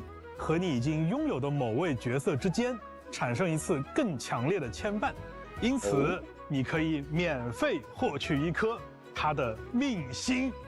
哦，没错，在新版本当中呢，我们将会率先开放部分角色的命星获取，玩家最多可以在1年当中单。Wait. Traveler can claim 1 Stellar Fortuna for characters you own from the list above. Each character can only receive it once. Oh, so it's only for one specific character that you chose that you have been using for a long time? Only one character? Wait, who's this? Never seen her before. 单独通过例行修远玩法。可以最多额外获取4个5星角色的命星。我确认一下。Hang on。玩法可以最多up to 4 additional Stellar Fortuna for 5-star character per year.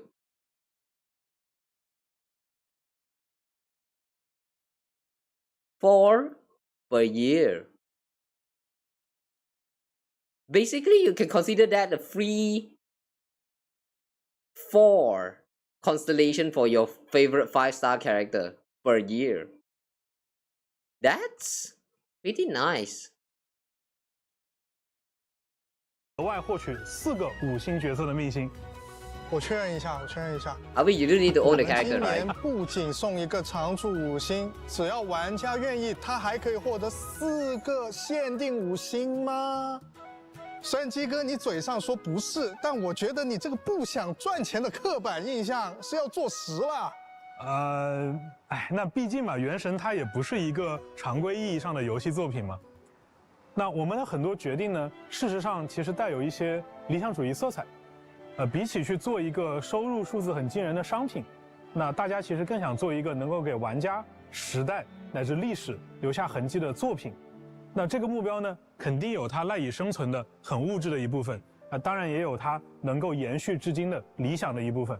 那我们看到会有些人他比较针砭我们物质的部分，那也会有些人去称赞我们理想的部分。但是对于开发组的大家而言，不管是物质的还是理想的，都是原神的一部分。是的，没错。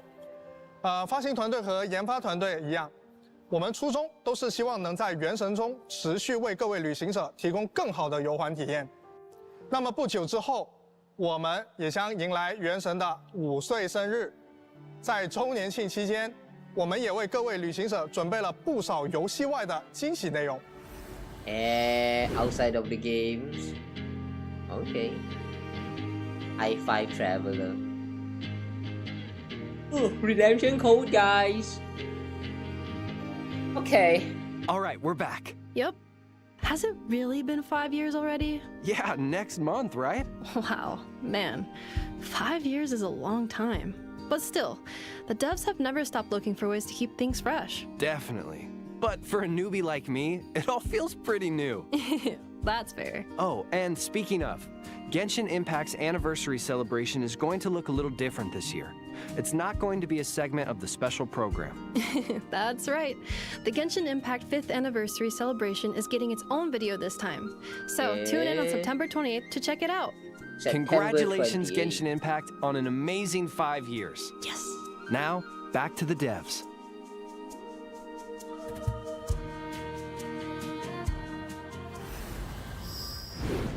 旅行者们，欢迎回来！接下来啊，又到咱们1年1度的品红酒环节了。不知道今年的罗德卡莱音乐会现场又将有哪些特色的民族乐器呢？是呀，那 Michael， 你还记不记得去年纳塔交响乐的现场啊？那看得大家是热血沸腾啊！是的，而且我们的主题曲音乐，每次在大家做完魔神任务之后，回头再听啊，都能发现其中蕴含了非常多主线故事有关的讯息和细节。没错，我已经脑补到1年后啊，又回来细细品味这个主题曲的情境了。是的，为了旅行者们这次的观看体验呀，我们在交响乐现场开始前，请到了一位我们的老朋友，乐队指挥罗伯特先生，带着大家偷偷潜入录音幕后，一探究竟。Okay. So it's not like these. Great. So if we can have a listen to the track.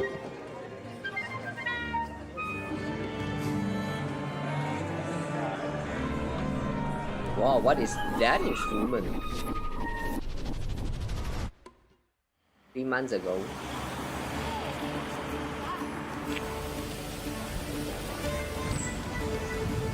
Abbey Road Studio. Hey everybody, long time no see.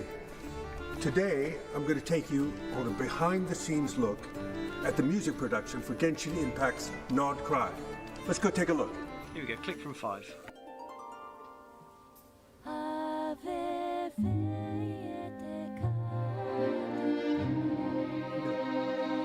That's lyric for some of these songs? Ooh.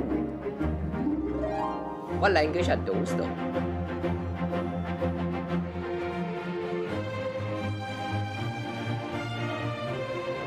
Ooh, I bet this is the battle music.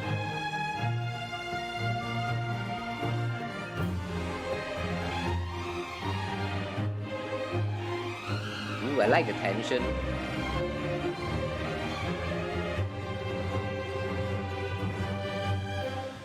So it's really exciting for the LSO to be back recording some of Genshin's music. I can hear in the headphones there's a lot of kind of Celtic instruments.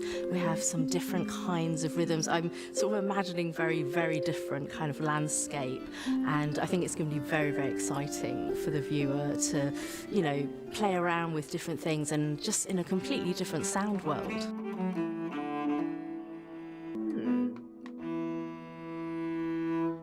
Well, it's very clever writing. These soundtracks always are. So we've had a lot of kind of exciting, energetic, rhythmic stuff, but we also had some really beautiful melodies. We've got some folk instruments just in our cans at the moment, so we haven't heard those live yet. And we've been playing along with them, and there's lots of quite sort of folky melodies, and that's always really fun to play.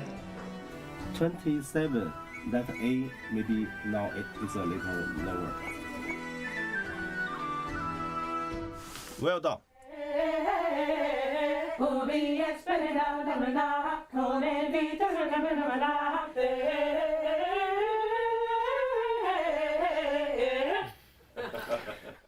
Okay, yeah. That sounded very alright, I'll be familiar. there. Where have I heard that Okay, before? bye-bye. Sorry, guys, but I have to go to Snezhnaya right away for some important business. So I'm going to hand over to my Snezhnaya. good friend and great conductor, Ben Foster, for the live concert. Best of luck, Ben. Thanks, Maestro. Have fun Really in appreciate it. Snezhnaya, brother.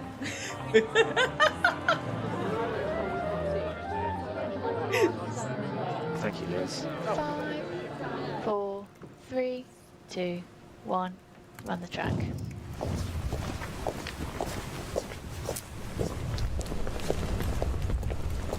Concert sáng Minh.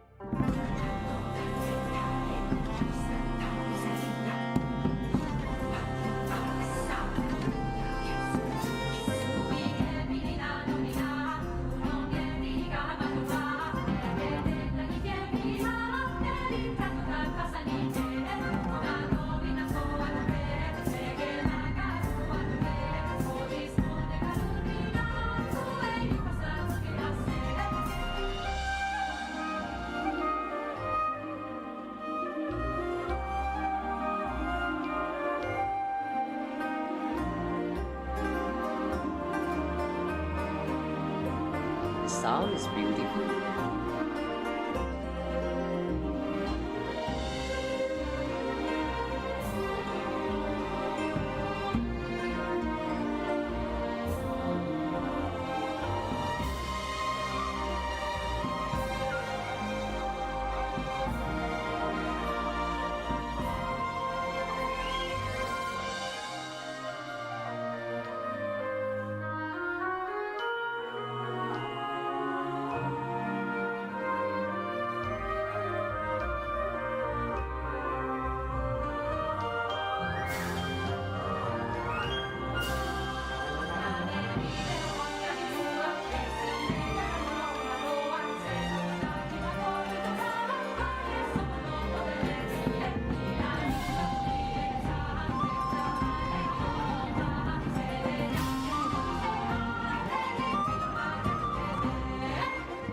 Damn, the lyrics kind of mess up though.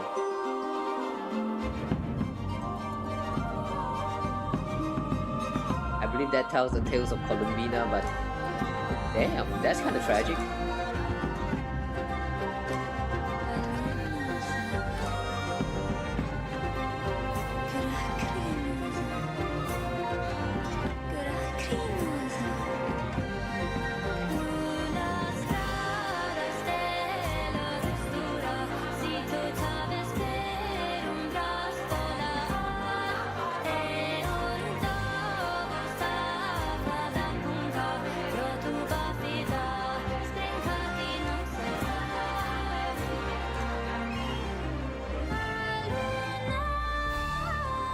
Ooh, I like this part.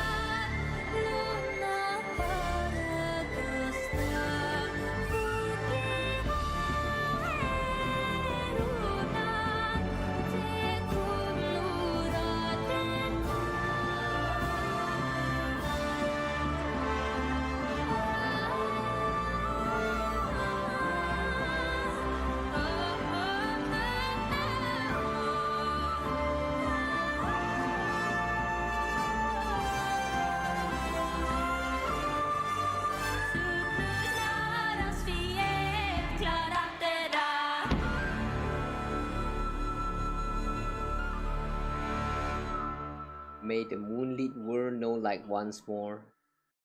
Damn!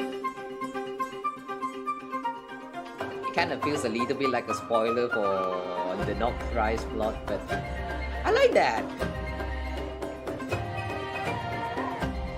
Yep, this is the combat music.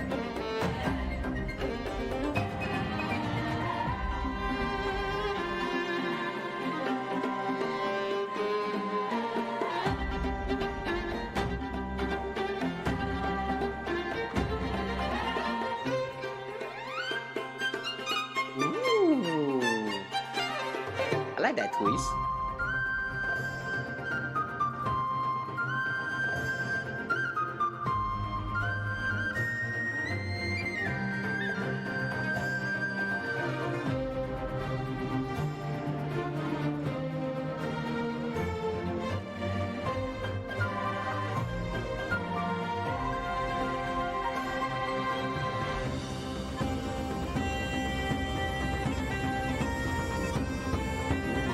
Like sound.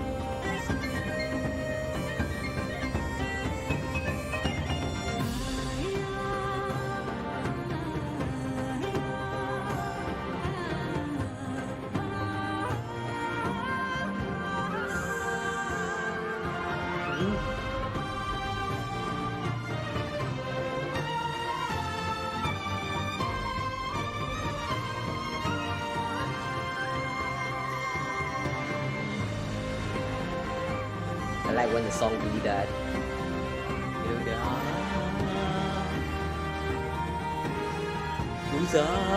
Give you goosebumps. Oh.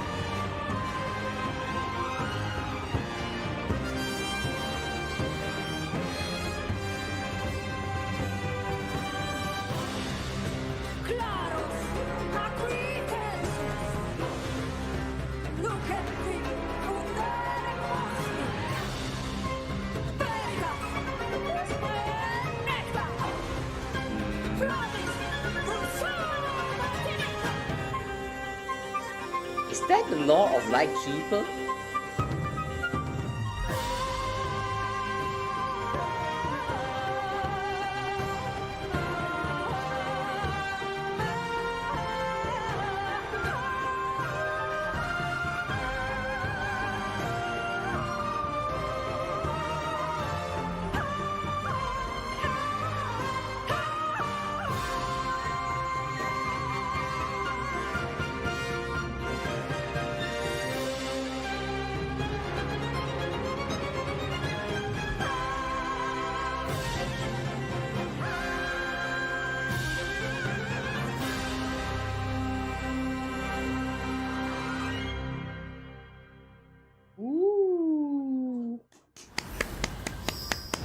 感谢我们的 Hoya Max 同学以及现场各位音乐家们的演出。 That's good. 罗德卡莱的音乐确实非常有史诗感啊，感觉跟着音乐一下子就被带到罗德卡莱这片土地当中了。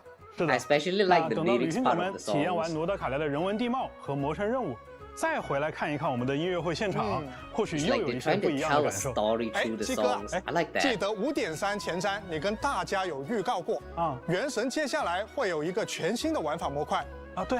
现在有什么情报可以给大家更新的吗？啊，有的有的。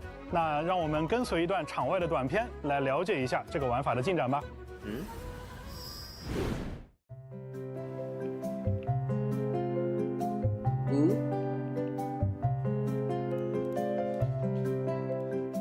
大家好，我是《原神》千星奇遇设计师、系统策划牛腩。我是《原神》千星奇遇设计师、技术策划土豆。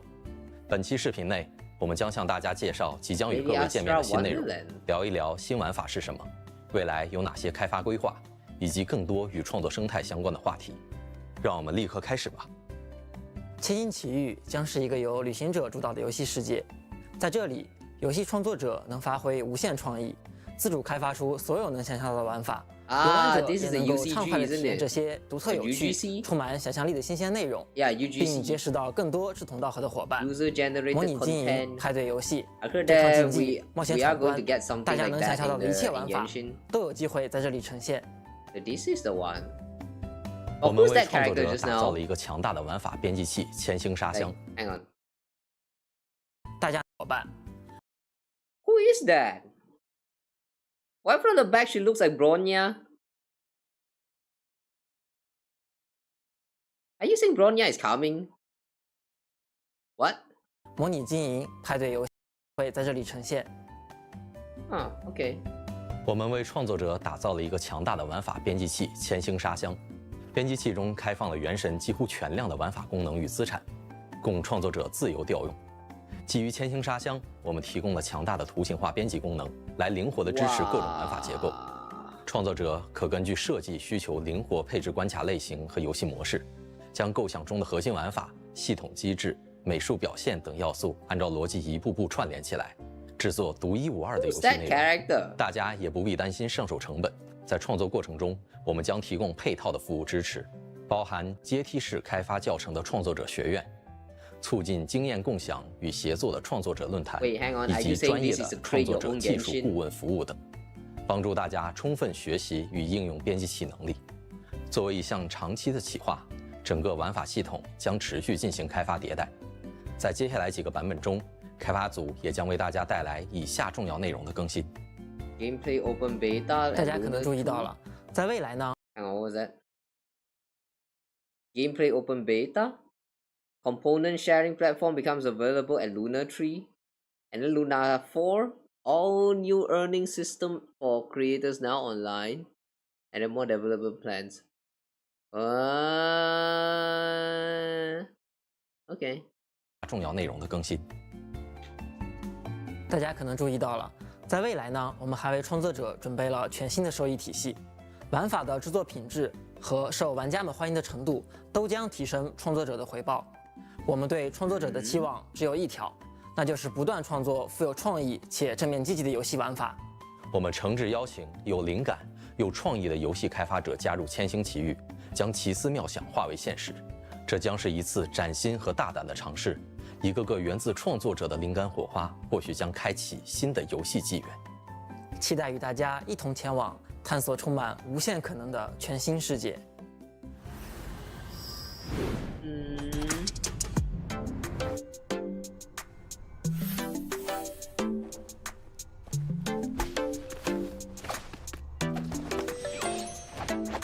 You can freely customize your character even? Wow.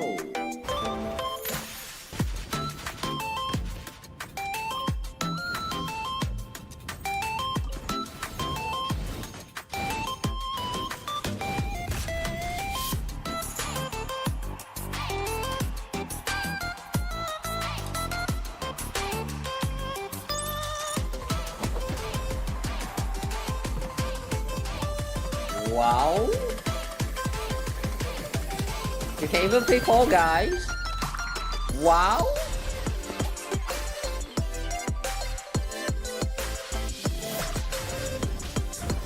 Damn, there's a lot of things you can do with this. But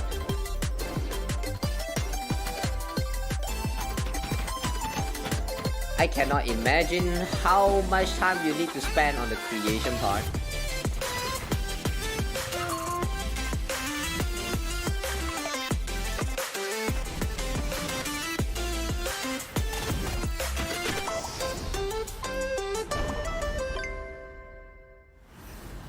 By the way, what is Millia 好 Star? 耶！我现在就要玩《原神千星奇遇》，快点端上来。好的，那么关于《原神千星奇遇》的更多内容呢，我们也会将在未来为大家带来更详细的介绍。无论你是有奇思妙想的创作者，还是想和亲朋好友尽情玩耍的旅行者，都请期待我们的后续情报。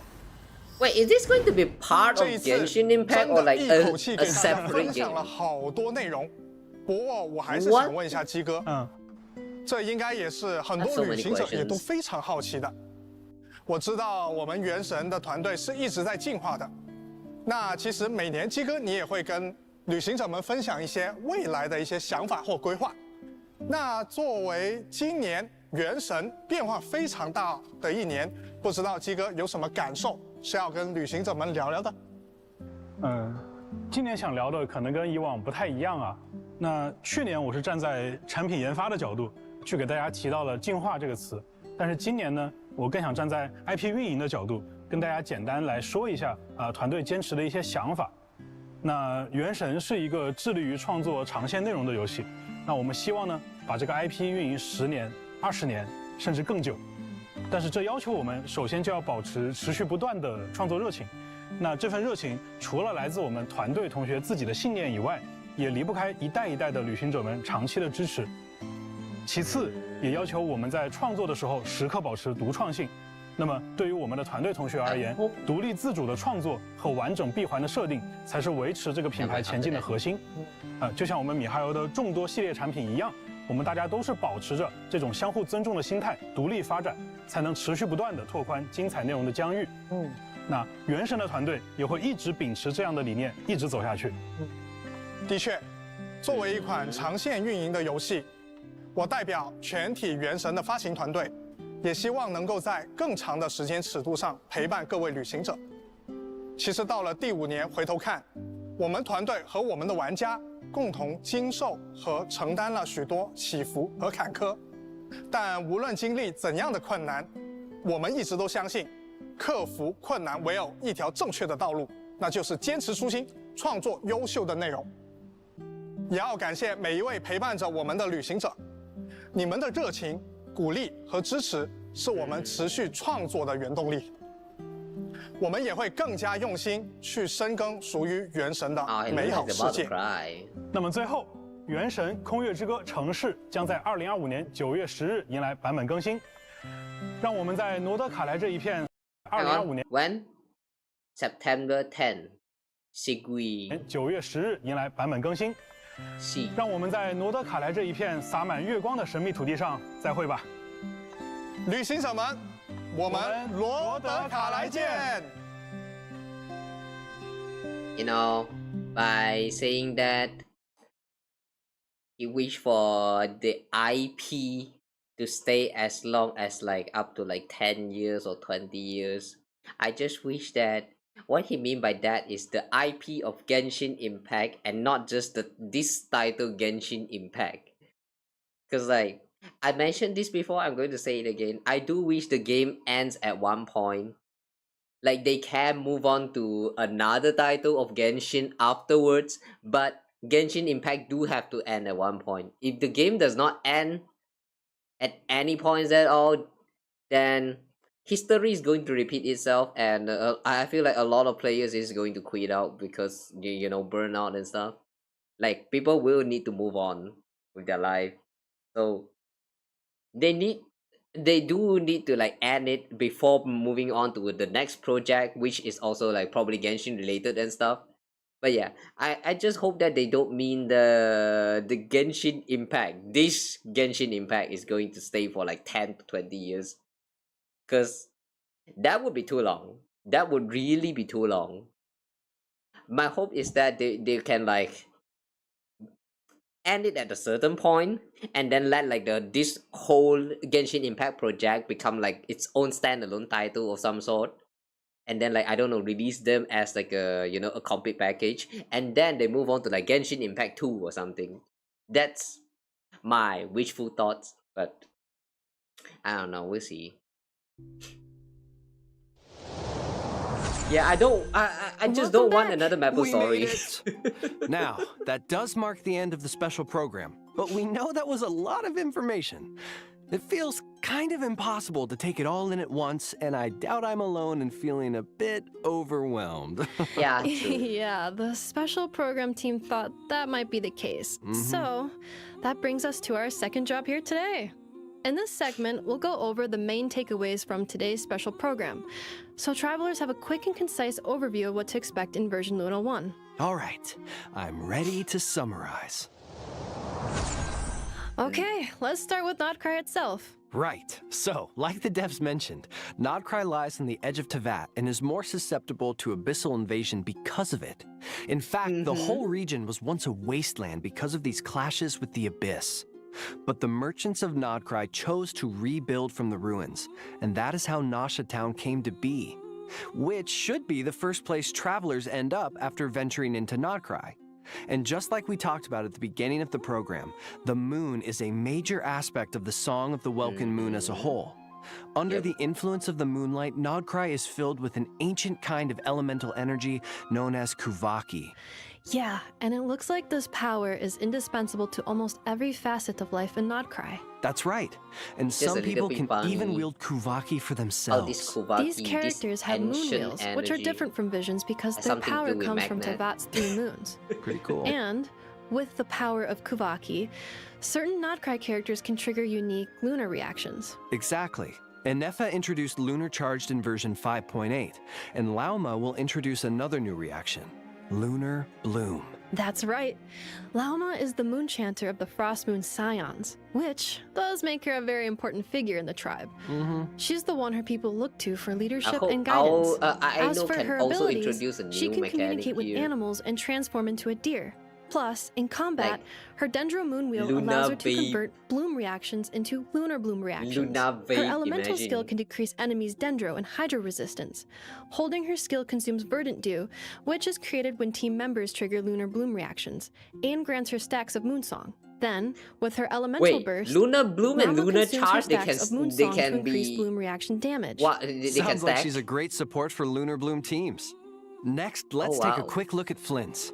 In terms of first impressions, Flint's comes off as a polite, dignified Lightkeeper with an almost aristocratic air to him. Of course, as a member of the Lightkeepers, Flint's fights for the safety of Nod Krai, using the ancient power of his lantern to fend off the wild hunt. In battle, Flint's elemental skill infuses his normal attacks with electro damage that cannot be overridden. Casting his skill again will trigger a special elemental burst that deals lunar charge damage to enemies. And without needing to satisfy any conditions, his normal elemental burst can directly deal lunar charge damage to opponents. Which does make him a strong addition to lunar charge teams. Let's go. Alright, let's move on to the last character coming in the new version. Aino, from the Clink Clank Krumkaki craft shop, right? Yep, Aino is Ennefa's creator and the owner of the workshop. She's also a genius inventor. The massive cannon in Nasha Town used to fend off the wild hunt is her creation. Cool. But even geniuses have things they're not so good at. And for Aino, well, that's housework. So Ennefa takes care of that for her. That's nice. In battle, Aino's elemental skill allows her to use a gadget to launch forward, dealing AoE hydro damage to surrounding enemies.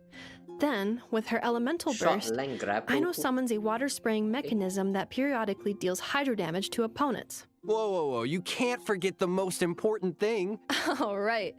Near the beginning of the first act of the Archon quest, A Dance of Snowy Tides and Hoarfrost Groves, travelers will have the chance to meet Aino and invite her to their parties. In other words, travelers can get her for free. That's right. Should be free. And okay. Speaking of, let's talk about how the dev team has revamped these quests, with the goal of adding richer character development into the core narrative. Cool. This means, in the upcoming Archon quests, travelers can look forward to more interactions with the 3 characters we just mentioned, and the ones we'll meet in the future, allowing us to get to know them on a much deeper level.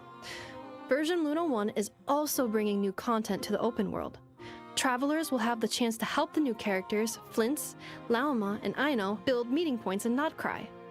At these meeting points, you can chat with characters whenever you feel like it, and learn more about their lives by progressing certain events. Yeah, it's kind of like Traveler's Tales, but a little more fleshed out. Now, the Damselette is another highly anticipated character.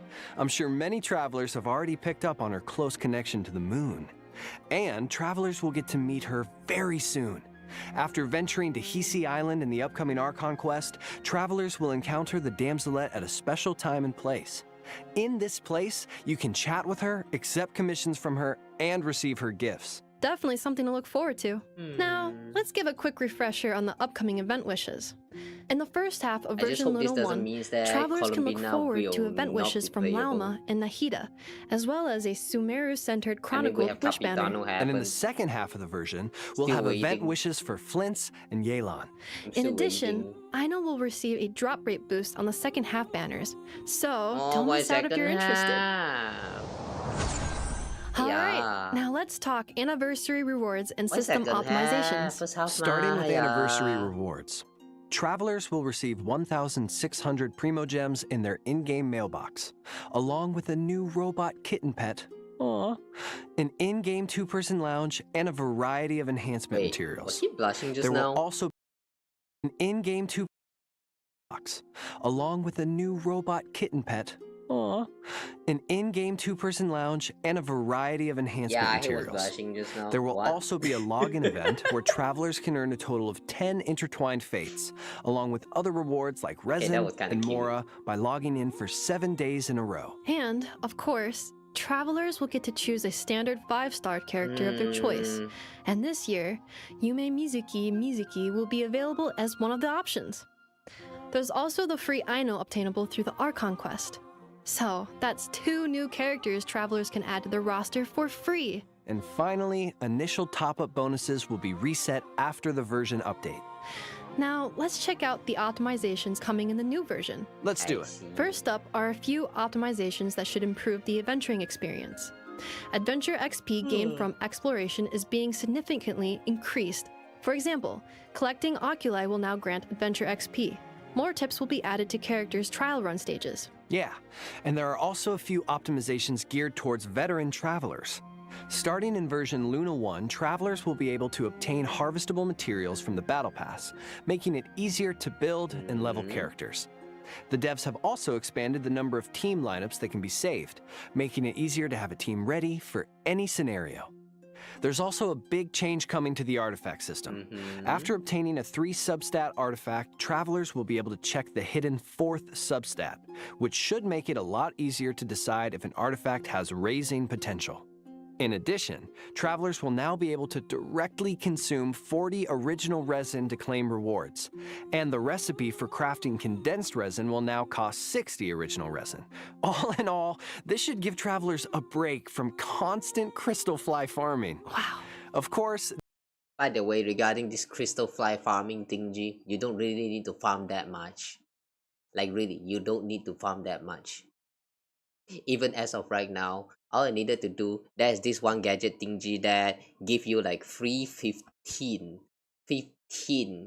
crystal flies. Like all I need to do is just every week use that thing, and then you submit some of those ores that you never truly use, and that's all I needed to do. 1 week 15. And if you are someone like me who will constantly try to do like every weekly bosses, yeah, crystal flies is not a concern. Just saying, in case you didn't know. So yeah, anyway. these are just some of the optimizations coming in version Luna 1. More information will be available across Genshin Impact's official accounts. Next up, let's go over a few perks coming in the new version. This one I wish it was when permanent. a new 5-star character or weapon receives a drop rate boost, the corresponding talent ascension material and weapon ascension material domains will be open every day for the next 7 days. Second, on top of the free standard 5-star, travelers will also receive materials to raise that character to level 60. And here's another major piece of news. In version Luna 1, once a 5-star character reaches their maximum constellation level, additional constellations obtained for them will be converted into Master List Stella Fortuna, which is an item that can be used to raise characters past the level cap to a maximum of level 100. For example, if you have a standard 5-star at C6, you could select the same 5-star from the anniversary event, earn a Master List Stella Fortuna, and use it to strengthen a different character. Plus, travelers who have obtained excess constellations in the past will receive an equal amount of Masterless Stella Fortuna in their in-game mailbox during the new version, which will give certain travelers the chance to start leveling their characters right away. Characters. Last but not least, travelers can look forward to a new long-term event in version Luna 1 to temper thyself and travel far. The objective is to reach weekly progress goals by completing daily commissions and spending resin at least 5 days a week across a 12-week period, or the duration of 2 versions. Travelers can earn various rewards for their efforts, including sanctifying elixirs. But most importantly, this event will give travelers the chance to earn a constellation for certain designated 5-star characters. For more detailed information and event guidelines, keep an eye out for future announcements. Of course, we've just scratched the surface of all the exciting content coming in version Luna 1. There's so much more to discover in-game, so be sure to check it out when the update goes live.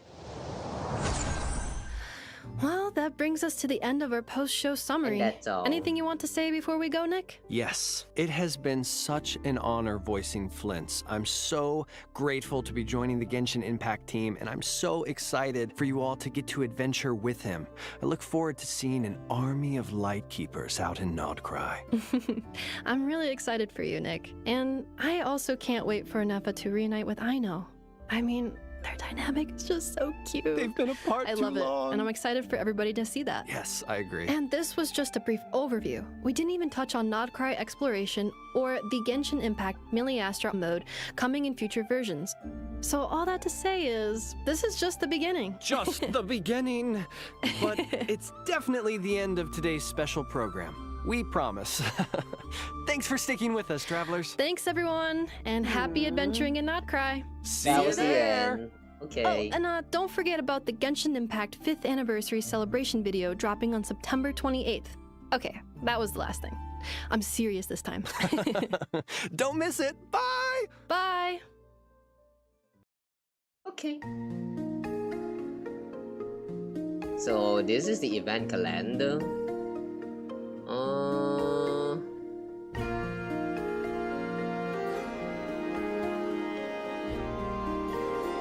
Fifth anniversary special, top 5 favorite things about Genshin Impact. What?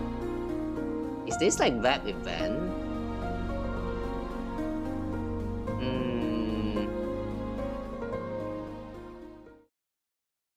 Okay. Well, that's the end. You know, that's a lot of information they dropped in this version alone. Archon.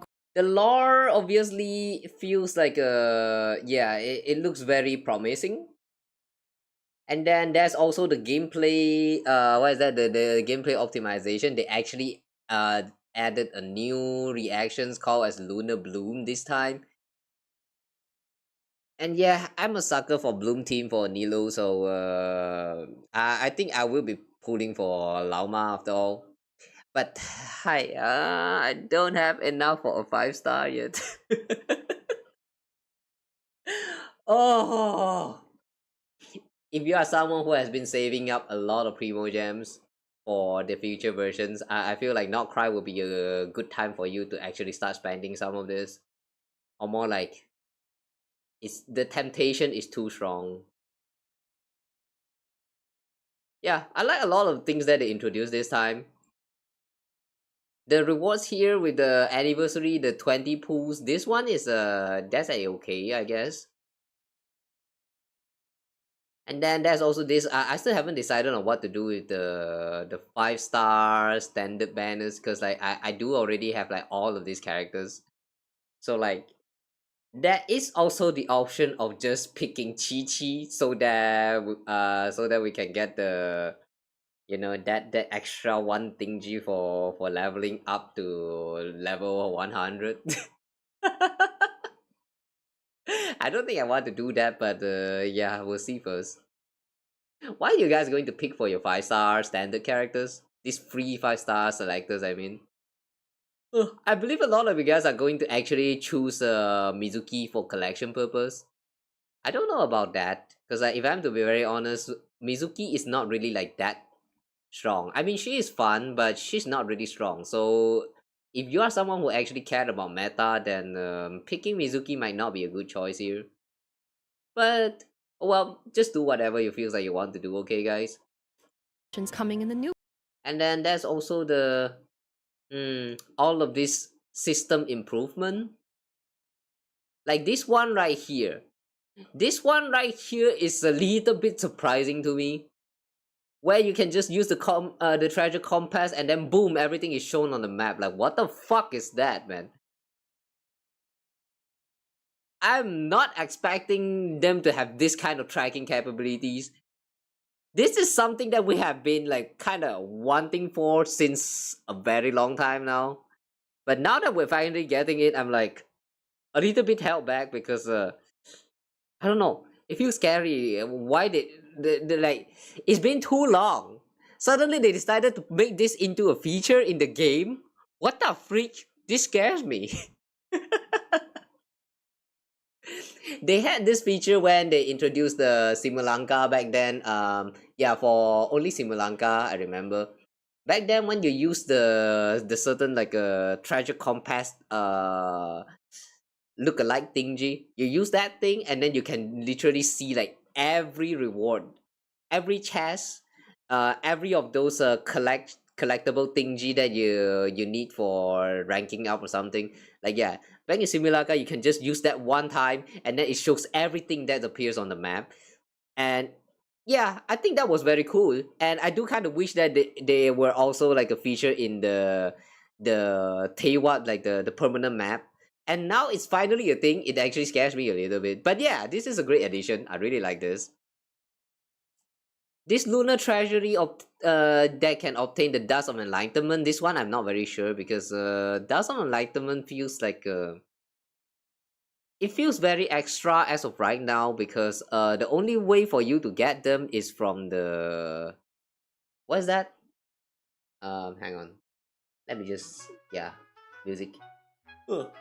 Yeah, the dust of enlightenment, you can only obtain them from the new endgame mode, which a lot of players, especially free-to-play players, cannot clear at all.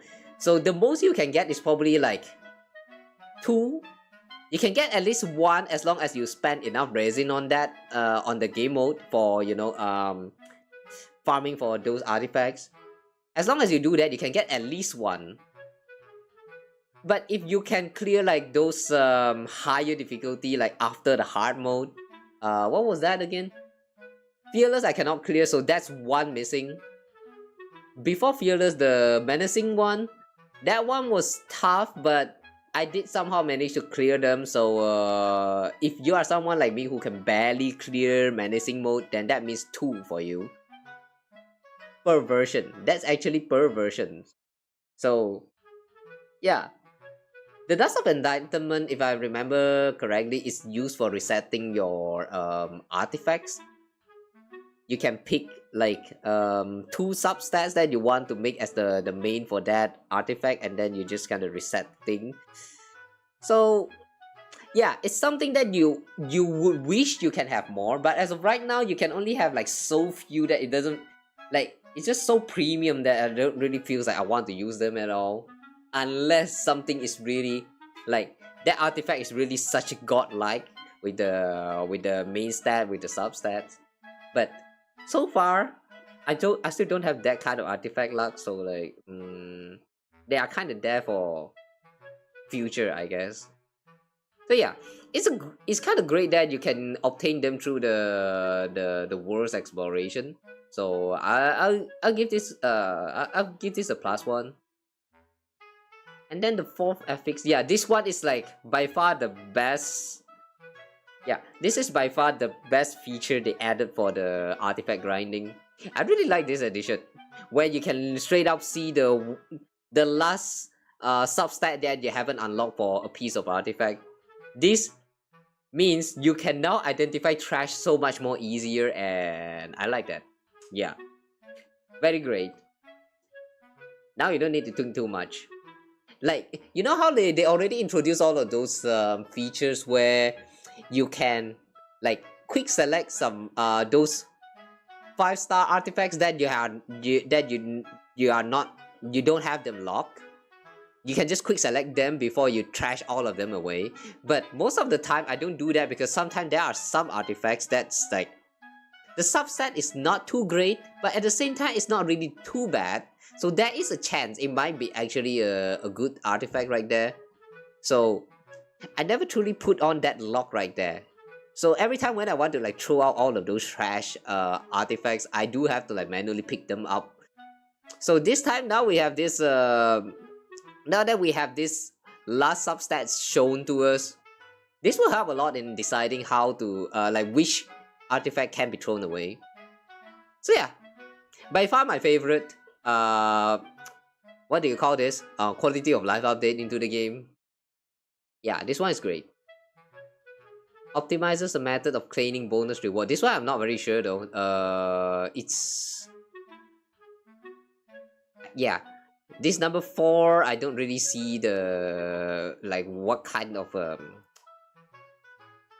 What kind of optimization is this about? It kind of feels like nothing changed too much, so yeah, I don't really know about this one. But yeah, overall, this has been very promising from what I've seen here. And then I do want to talk about this one a little bit. Over a few perks this coming one in the new right version. here. First, when a new 5-star Hang on, character they or have weapon like receives a drop rate boost, the Hang on, is this the one? No, not this one. Okay, whatever. So yeah, this thing right here, the one that says if you get a new 5-star featured characters in the the gacha banners, then you will get 1 week where you don't need to care about the days what you farm for these materials. Like, this is great and all, but I wish this is permanent. Like, I really think that it should be permanent. This is the one where you when you farm for the materials, you can only farm for some of them at a specific day, right? Yeah, this one should be permanent. I just hope that eventually they will actually make this into a permanent feature instead of like just a limited time one, because farming has been very inconvenient without this feature right here. It's so dumb. There's too many times where I want to farm for materials, and because the day is just not right, and then the next day when the time actually comes, I just completely forgot about those materials that I wanted to farm for, and then I just like wasted them on like, let's say the EXP ley line, or like sometimes even the Mora ley line. It's just so you won't really think that this is an issue if you have very great memories. You actually take note of all of those characters that you wanted to grind, like what day you need to grind for those materials. But I don't do all of that. I'm going into the game very casually, but I do have in mind a lot of characters that I wanted to grind for these materials. So it has been very inconvenient. I really wish that this can be a permanent features. But well, now it's 2 weeks, so I guess that's great for now. Oh yeah, by the way though, I don't really understand this very well, but I may be wrong. But yeah, from my understanding here is that the way they have this event happens is like when the banner shift, like from the first half to the second half. Then on the first week of the second half, you will get like this this event running, and then you can farm for any day's materials, and that's it. It's nothing too special, but I really wish that yeah, this can be a permanent feature. And then there's this one. What is it again? This Masterless Stella Fortuna. This thing right here, I don't know what to feel about it, because you do need to get 5-star in order to be able to, you know, get your character to go over the cap. In a sense, I guess it's fine, because that's just very extra little things you don't really need in order to play the game. Yeah, you don't really need to be at level 100 to clear those contents. Or is it? Now they're introducing this system, does that mean they're going to make the endgame contents a lot more harder? Oh no. I hope that's not the case. But yeah, I'm not sure what to feel about this one, because obtaining 5-star character is actually kinda hard. The only 5-star characters that I have that has max constellation, I think really is just Chi-Chi. Aside from Chi-Chi, I don't think I remember anyone. Like, sure, I might have been like getting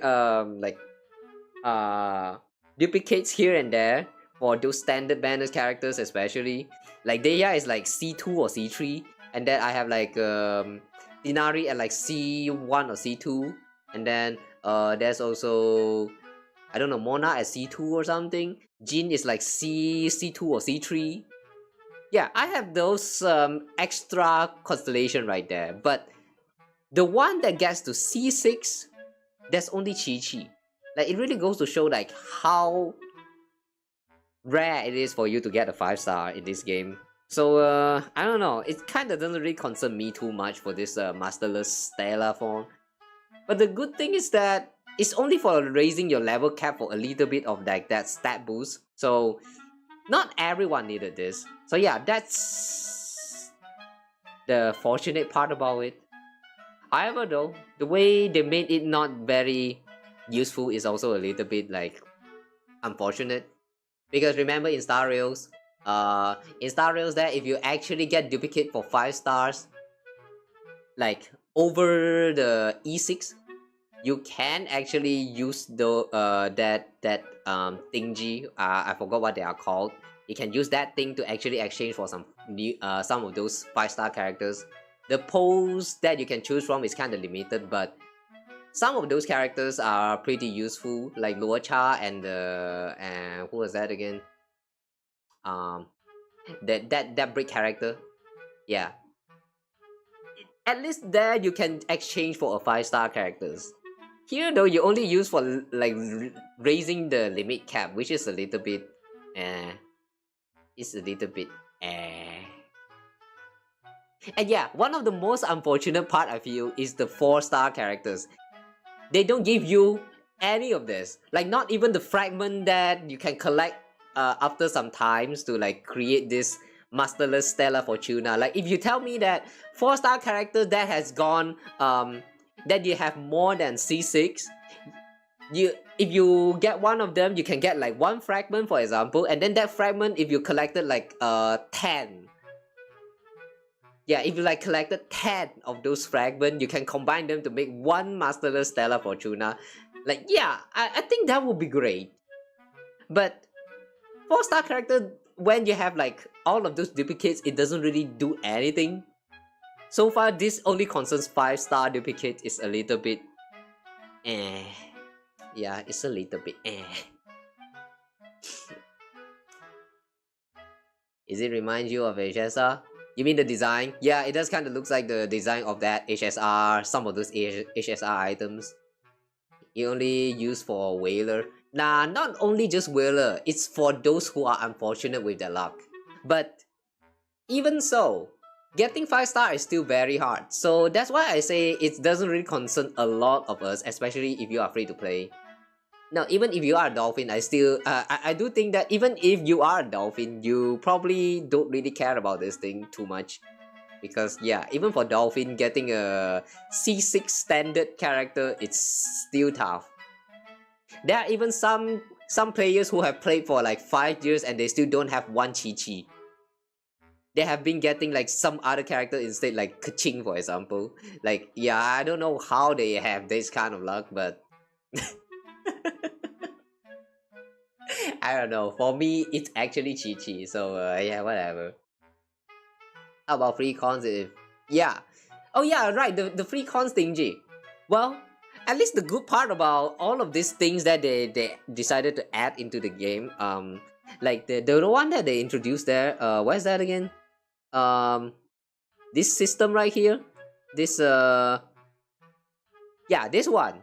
The one where you can pick one character and then you do some missions and stuff, and then after you achieve the goal, you can get the free constellation for that character.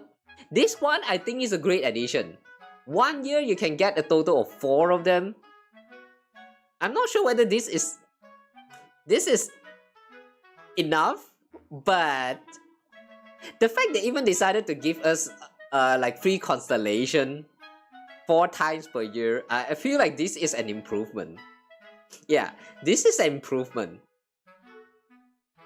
I really think that this yeah, like I don't know, maybe in the future the number will actually goes up a little bit to like each version you might get 1 or something. Or that's just my wishful thoughts, because like you know, Genshin now has like too many characters. We're almost reaching like 100, or have we already reached 100 characters available? If we have already reached 100 available characters, that means there's a lot of character that you can upgrade the constellation.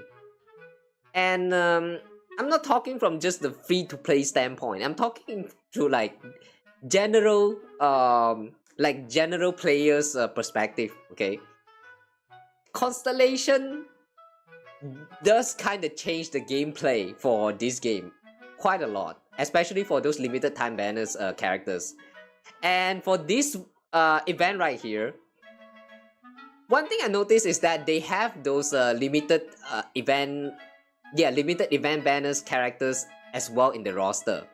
Although I'm not sure whether the lineup will change or like it's dependent on like your affection of that character or something. Like I don't know what depends on how the character will show up in the lineup for available to choose for this event thingy, if you get what I'm trying to say. But yeah, I don't know what made them appear in the lineup. Like, are they just straight up in there, or it's like a seasonal thing, like the Chronicle Wish, where you have to wait for the lineup to actually be there first before you can choose from those lineup. But the fact that limited event characters is also here is very nice. So yeah, I hope as we go on further into the game in the future, I mean, we can actually get this like one time per patch. But as of right now, I do think this is a good addition. Yeah, I love this so much. Now it's just a matter of deciding which character you should choose. However, the downside for this one though is that I noticed that it's for constellation. So there's a chance that it's not for obtaining a new limited time event characters.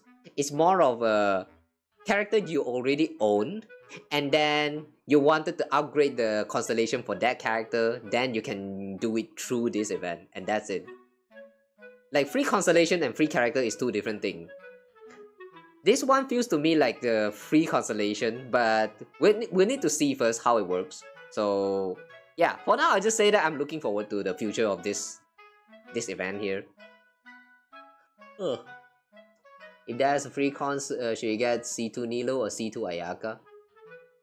I'm not sure about that. If you are someone who plays Nilo a lot, then maybe go for Nilo instead. Ayaka on the other hand though, I won't say no. It depends on, yeah, it really depends on who you like better, or like who you plays better, who you plays more. To me, I don't really play this two that much nowadays. Whenever I get a new characters, I play only that character for the sake of daily companion points. So I don't think my case can be used as a reference for you guys. But if you want to decide on which constellation you want to pick for, maybe you can try to look up the usefulness of that constellation, and or if whether you have some constellation that you're trying to target for, and then just go with it, I guess. Ayaka is not bad in terms of the current meta, I believe, because like she's still kind of useful with the, now we have like those characters like the chef girl from Fontaine. I keep forgetting about her name, I don't know why, but yeah, we have her, and then we also have like you have Shenhe to buff her, and then there's also like those Hydro characters and stuff, and we're also getting, I know, the first Hydro Claymore characters. Like, oh my god, I'm so excited for her. You know, I don't really care much about the Hydro Claymore thingy. As long as she's here, I'm going to pull for her just because she's her. That's all. But the fact that she is Hydro Claymore, that makes it better. Yeah. Oh wait, so that means the weapon that you can actually obtain from this current version, this version 5.8, is actually meant for Aino then. I do remember it boosts a lot about the electro-related reactions. I see. No wonder it's a Claymore. I thought it's meant for Kave, but I see. Okay, sure. Yeah, anyway, back to what I was saying. This is really one of the most anticipated event for a lot of people, I believe. It's just a little bit unfortunate that this is only for constellation, so it's not really like you can get a free characters. Unless it is. If it is, then ooh, that would be so great. Goals by. I mean, look at this. The lineup that shows up here for this event right here. They shows all of this. You can only pick one, sure, but these are all limited time characters. So, yeah, this is nice. There's still a lot of things that we need to identify first. Like we still need to examine with it after the version is out. So for now, I won't say that this is like the best, but I will say that from what I can see right now, yeah, actually, you know what? Yeah, I do think that this is by far the best feature that they're going to add into the game. Yeah, I take that back. This is the best. Second to the artifact one. Yeah. Second to the artifact's quality of life change. Well, too bad though. Still no skip button for you guys. This is why don't play Genshin like in so many accounts. I still don't get how people can actually play Genshin like, you know, on like 4 different accounts or 5 or 6, or some of them even goes further beyond like 4 accounts, and then each account have like all of those different servers, right? So they play like all of those different servers. There are some who do that, but like, why? Just how much time do you have to waste? If it's me, I would rather touch grass at that point. Yeah. If I actually tried doing 4 accounts, I would either like quit, or I would just go out there and touch grass. Now actually I already did that. I mean the quitting part. Last time, there was a time where I actually played like 4 accounts at the same time. That was like before Sumeru. And then that was like too much. I do feel that was too much. Like opening up the game and then actually logging in and do the dailies that costs more than 1 hour per day. And not to mention that in order to even get the new stuff, you do have to like actually clear newer contents. And the newer contents are all like very long for you to just complete all of them. Exploration 100%, for example, requires your 5 to 8 hours depending on how you do them. But yeah, no, don't play too many accounts, guys. You can try, but I still don't think it's recommended. It's for those who really have like too many times to waste, or they are like actually trying to make content to like prove a point or something. Aside from those circumstances, not recommended. Oh yeah, by the way though, there's still one thing that I'm still kind of like not sure about as of right now, is that there was this one character that showed up in the teaser a little bit too many times, but I have no idea who that is. That girl, where's that girl?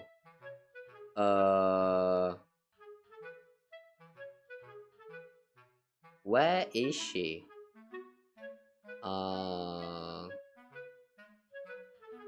She only showed up like for a brief moment.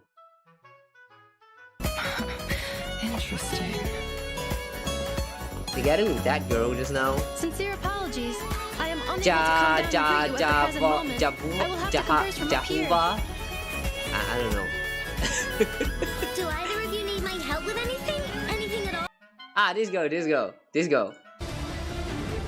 Where's that? No, not you. Just because Nod Krai lacks a ruler at present. Hand over anything to the Fatui. With your blood, we shall draw an inviolable line of snow. No regularities. Yeah, this girl. She reminds me of Lucy a lot. I do kind of like this design. Yeah, I like her outfit design. I like the color schemes and all that. But who is she? She showed up for like Just a few frames, just a few seconds, and then she's just gone. Who the fuck is this? There's no mention about her at all throughout this whole stream. The only time where the name show up is like that one time where they're showing some of those cutscenes from this quest, and then the name just kind of popped up for like one sentence, and then no more mention. Who the fuck is this? I need to know. I like her. I like her design. She's like borderline edgy, but like not too much. I like this design so much, man. Yeah, I need her. Alright, anyway. Sorry. Sorry if I sound like I'm down bad for her, but yeah. Okay, anyway, to summarize, I think I'm just going to say that I'm looking forward to Nod Krai. There's a lot of information going on here. I'm looking forward for the story. I'm looking forward for the to the exploration part. Oh yeah, they didn't really truly introduce the world, the map that you can explore in this version, have they? I kind of don't remember them mentioning about the place. Like they have introduced like some those like fatuis and stuff, but they didn't really like truly introduce properly on the place. Oh wait, they did show us some of this sneak peek. This Fatui's one. It doesn't really leave too much impact in my mind because the vibe here kind of just reminds me of that Fortress of Meropide, the prison in Fontaine. I mean, it's understandable why the place looks like this, but at the same time though, because they looks like this, it's reminding me so much of that prison that doesn't really have much for you to do. And yeah, I still don't know what to feel about the exploration for this part yet, so we'll wait and see. Looking at some of this mechanism like the doors and stuff, you have all of this polar opposite magnetic force field thingy, so I just hope that this the puzzle can actually be great. Yeah, I do kind of look forward to the exploration, but I have a feeling that it's going to be like kind of limited in terms of the way you play. Ugh. I feel like when it comes to a magnetic force field thingy kind of puzzle gameplay, the one that did the best that I experienced so far is like Tesla Grad, but that's a 2D game, so like I don't think it's fair to compare that game with Genshin since this is a 3D game. But yeah, I just hope that the puzzle is great. Oh yeah, they also said that they upgraded this, what is that again? The Imaginary Theater with trading cards that I have no idea what this is used for just yet, but hopefully it is something useful. If this is not something that can like boost you slightly when you are playing the game, like it's a lit like the example that I have in my mind is that you guys know in Divergent Universe in Star Rails, if you guys don't know about it, Divergent Universe is the end game of one of the end games of Star Rails, right? That weekly resets, and they have a whole exhibition part where you can like play through the game mode, and then you collect some of those portraits thingy that you can like give you some not significant, just slight status boost, or some very not insignificant but a little bit of something. Like for example, initial coin gain when you enter the battle, like plus 10 or something like that. Like it doesn't really do too much towards the overall run, but it's kind of like a little bit of extra something. There are some boosts that goes like what's that? Follow up damage plus 2%, or ultimate damage plus 2% or something like that. Yeah, if this card stingy have that kind of like a small boost that can add to that can be added towards the gameplay of that game mode, then that would be great. However, though, I still don't understand why this is tradable but not the TCG mode of this game. Yeah, you literally have TCG games, so how come in TCG you don't need you don't have a trading card part? Where's the trading of that trading card? Okay. Well, yeah. That's that. So we'll wait and see how this turns out. I hope it doesn't go too hard, because Imaginary Theater is kinda tough. You do need a bunch of characters that is like somewhat properly built in order to even clear them, and it's very RNG dependent when you go through the stages, because like, you know, you can only have one character like use 2 times unless you can somehow like get some of those special boons that give you reset the fatigue or something like that. But those are kind of rare, so it's usually not very reliable. And you have to go through all of these stages, like how many of them? Oh, they're also giving you frames. Oh wait, what was this frames for again? 也就是月之1版本开始，还能从中获取特别头像。Oh, this one is the local legend system. I'm not sure about the local legends one. I haven't even done with the local legends in Atlan yet, or even Fontaine actually. Well, if you guys are trying out this local legend thingy, good luck, have fun with it, I guess. 相框作为奖励，常驻玩法幻想真境巨狮道具，在新版本该活动更新后，正牌挑战，这就可以开启。Okay, so here from what we can see, we have 12 combat performances to end the show. 1, 2, 3, 4, 5, 6, 7, 8, 9, 10, 11, 12. They added another 2. They added another 2 stage into this Luna mode.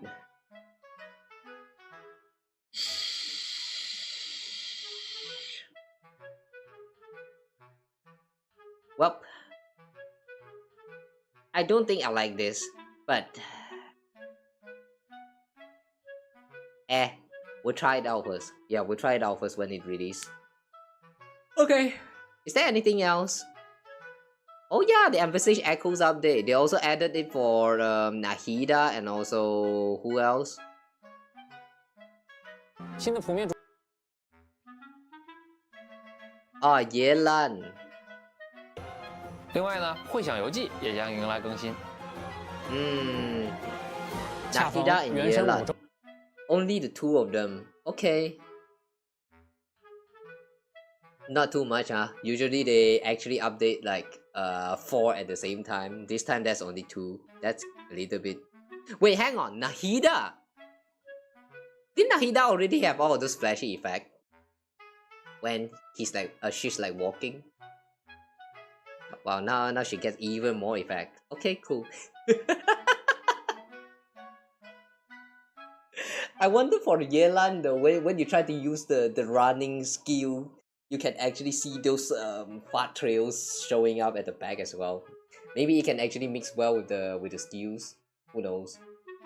Okay, that's cool. Maybe I'll give that a try when it's actually a thing. But yeah, I think that kind of makes up everything here. Yeah, that's a lot of things they actually gone through this time. Oh yeah, and also the music is actually very great. I'm looking forward to listening to those music in the games. I hope that the lyric actually retains. Yeah, I want to also hear the lyrics in the game as well. Even though the one that sounds like a battle music, that one, the lyric part is like very far at the back of the battle music, but I don't know. I have a feeling that I'm just going to enter the combat and then like pause the game and then just listen to the music run in the background just so that I can hear the sound of that, the lyric part. Like yeah, sometimes I do these kind of things. Enter combat just so that I can listen to the music. We use teapot. Nobody use teapot. You don't use teapot to listen to the music. No, you don't do that.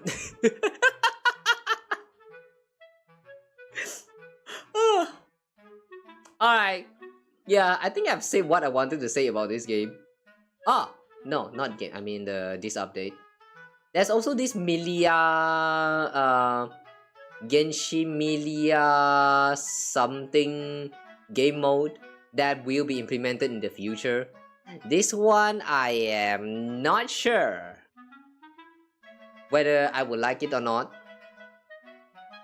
Like maybe exploring some of those user-generated content will be fun, but I am not sure about making my own content due to how it looks. Like, it kind of feels like you're trying to make you are trying to make stages using like a tools like Unity. No, not Unity. Unity is kind of like more they have less asset by default when you first install them. This one is like they get the Unity system and then they add their own assets to it and then modify it with all of this combat related stuff or like whatever the mechanics they have in the game. They throw all of that into this little thing, and then you the creator of all of these stages will be the one who is kind of like borderline programming for the game, something like that. And yeah, playing the stages made by the other creators might be fun, but making them on the other hand, I don't know. I need to give that a try first. If this is fun, maybe I'll consider try to like work on some 1 or 2 stages, and then yeah, I don't know. I would tell you guys to look forward to my stage that I make, but do look forward to this this system when it is out. I believe a lot of creative minds out there is going to create a lot of like impressive stages here and there. So yeah, these do have some very bright future if it's actually like promoted well, implemented well, it functions well, and accepted well. Alright, anyway, I feel like I've said everything and I wanted to say, so that's it for this Genshin's new versions watch along, special program watch along. Oh yeah, one thing kind of piqued my mind, piqued my interest about this special program is that the way they introduced the version, they called them Luna 1, 2, 3, 4. So does that mean going on forward into the Nod Krai, each of the versions will be actually like, it will be named after like Luna 1, 2, 3, and that's all. So in that sense, doesn't that means everything is just one long story, a little bit like the Amphorius in Star Rails, where everything is connected all the way until the end? Like yeah, I did heard that Amphorius is going to be like a very long version. It goes like from 3.0 all the way to like the end of 3.x, and then they'll move on to the next world in like 4.0 or something.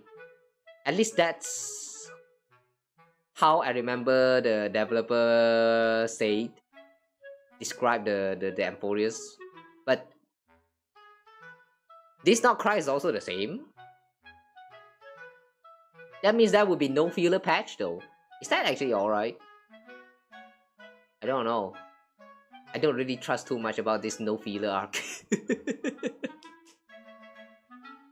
I do think that filler arc is necessary for gacha games, because creating for every versions of the update is very it's very resource consuming. So I hope that the developer doesn't like. I hope whoever's the team that's working on Genshin doesn't get burned out.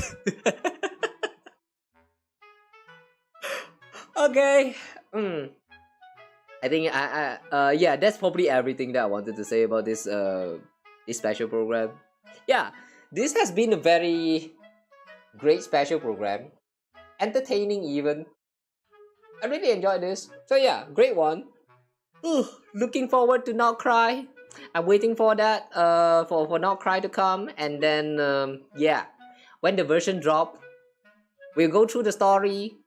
We might do 1 or 2 like exploration stream, but I won't make promise for now. But yeah, the story part though, we will play them on stream.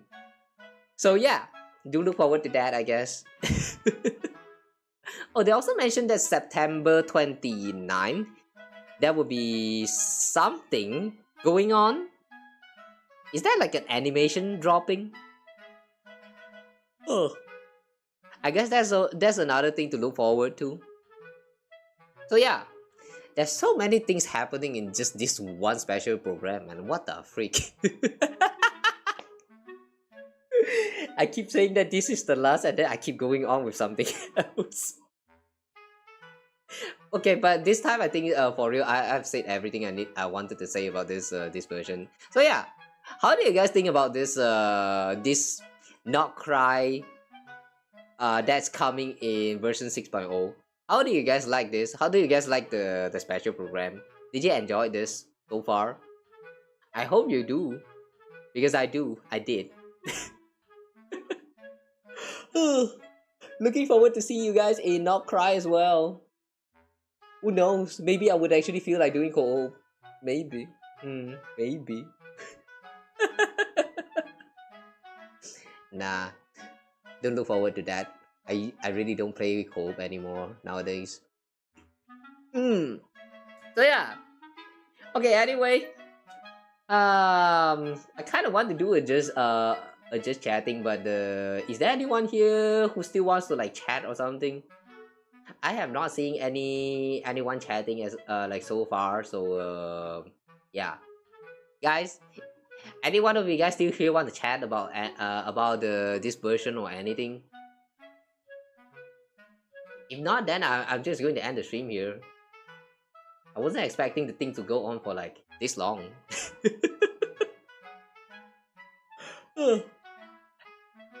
No, nobody here want to talk?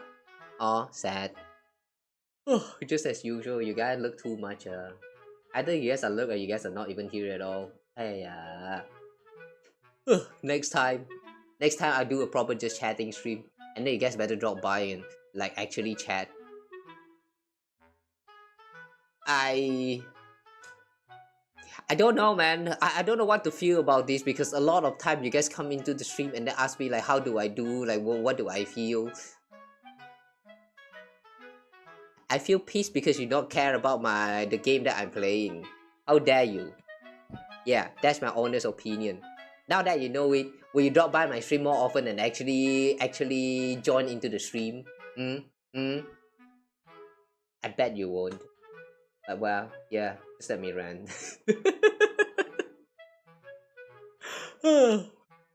Okay, I'm going to end the stream here, alright? So if you have been watching, thank you guys for watching. I hope my commentary, my review actually gives some insight of you guys somehow or something. Or educational whatsoever. I don't really know what's the word to describe my commentary. So yeah, I hope you're at least entertained. I'll see you guys again in the next stream. Tomorrow there will be a stream where we will be playing Kingdom Hearts Birth by Sleep, and we will now entering the what's that? Aqua's route. So yeah, we'll be now no, not Aqua, Ventus, right? Ventus. We'll be entering Ventus route next, since we're done with Terra for now at least. So yeah. If you want some Birth by Sleep playthrough, drop by and say hi tomorrow. I'll see you guys again by then. Okay, take care everyone. Otsukawa. Oh, good morning, good night, happy time zone. I'll see you guys again very soon. And since I don't really get like enough sleep, I'm also going to sleep very soon. So yeah, let's sleep together and dream of me when you sleep. You shall now dream of me. You shall now think about me. I am all you have in your mind. You shall not think of anyone else. And then you shall get wet. You will get very, very wet in your dream.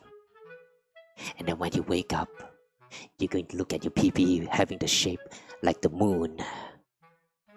Like so big, so round, so curvy. Yeah, that's what you're gonna get. So yeah, have a nice wet dream.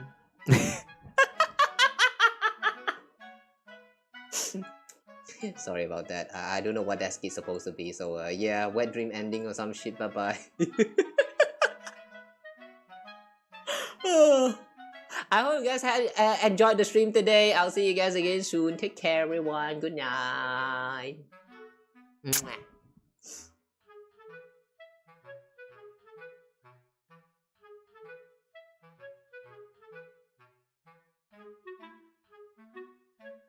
No shot Jatsu after all.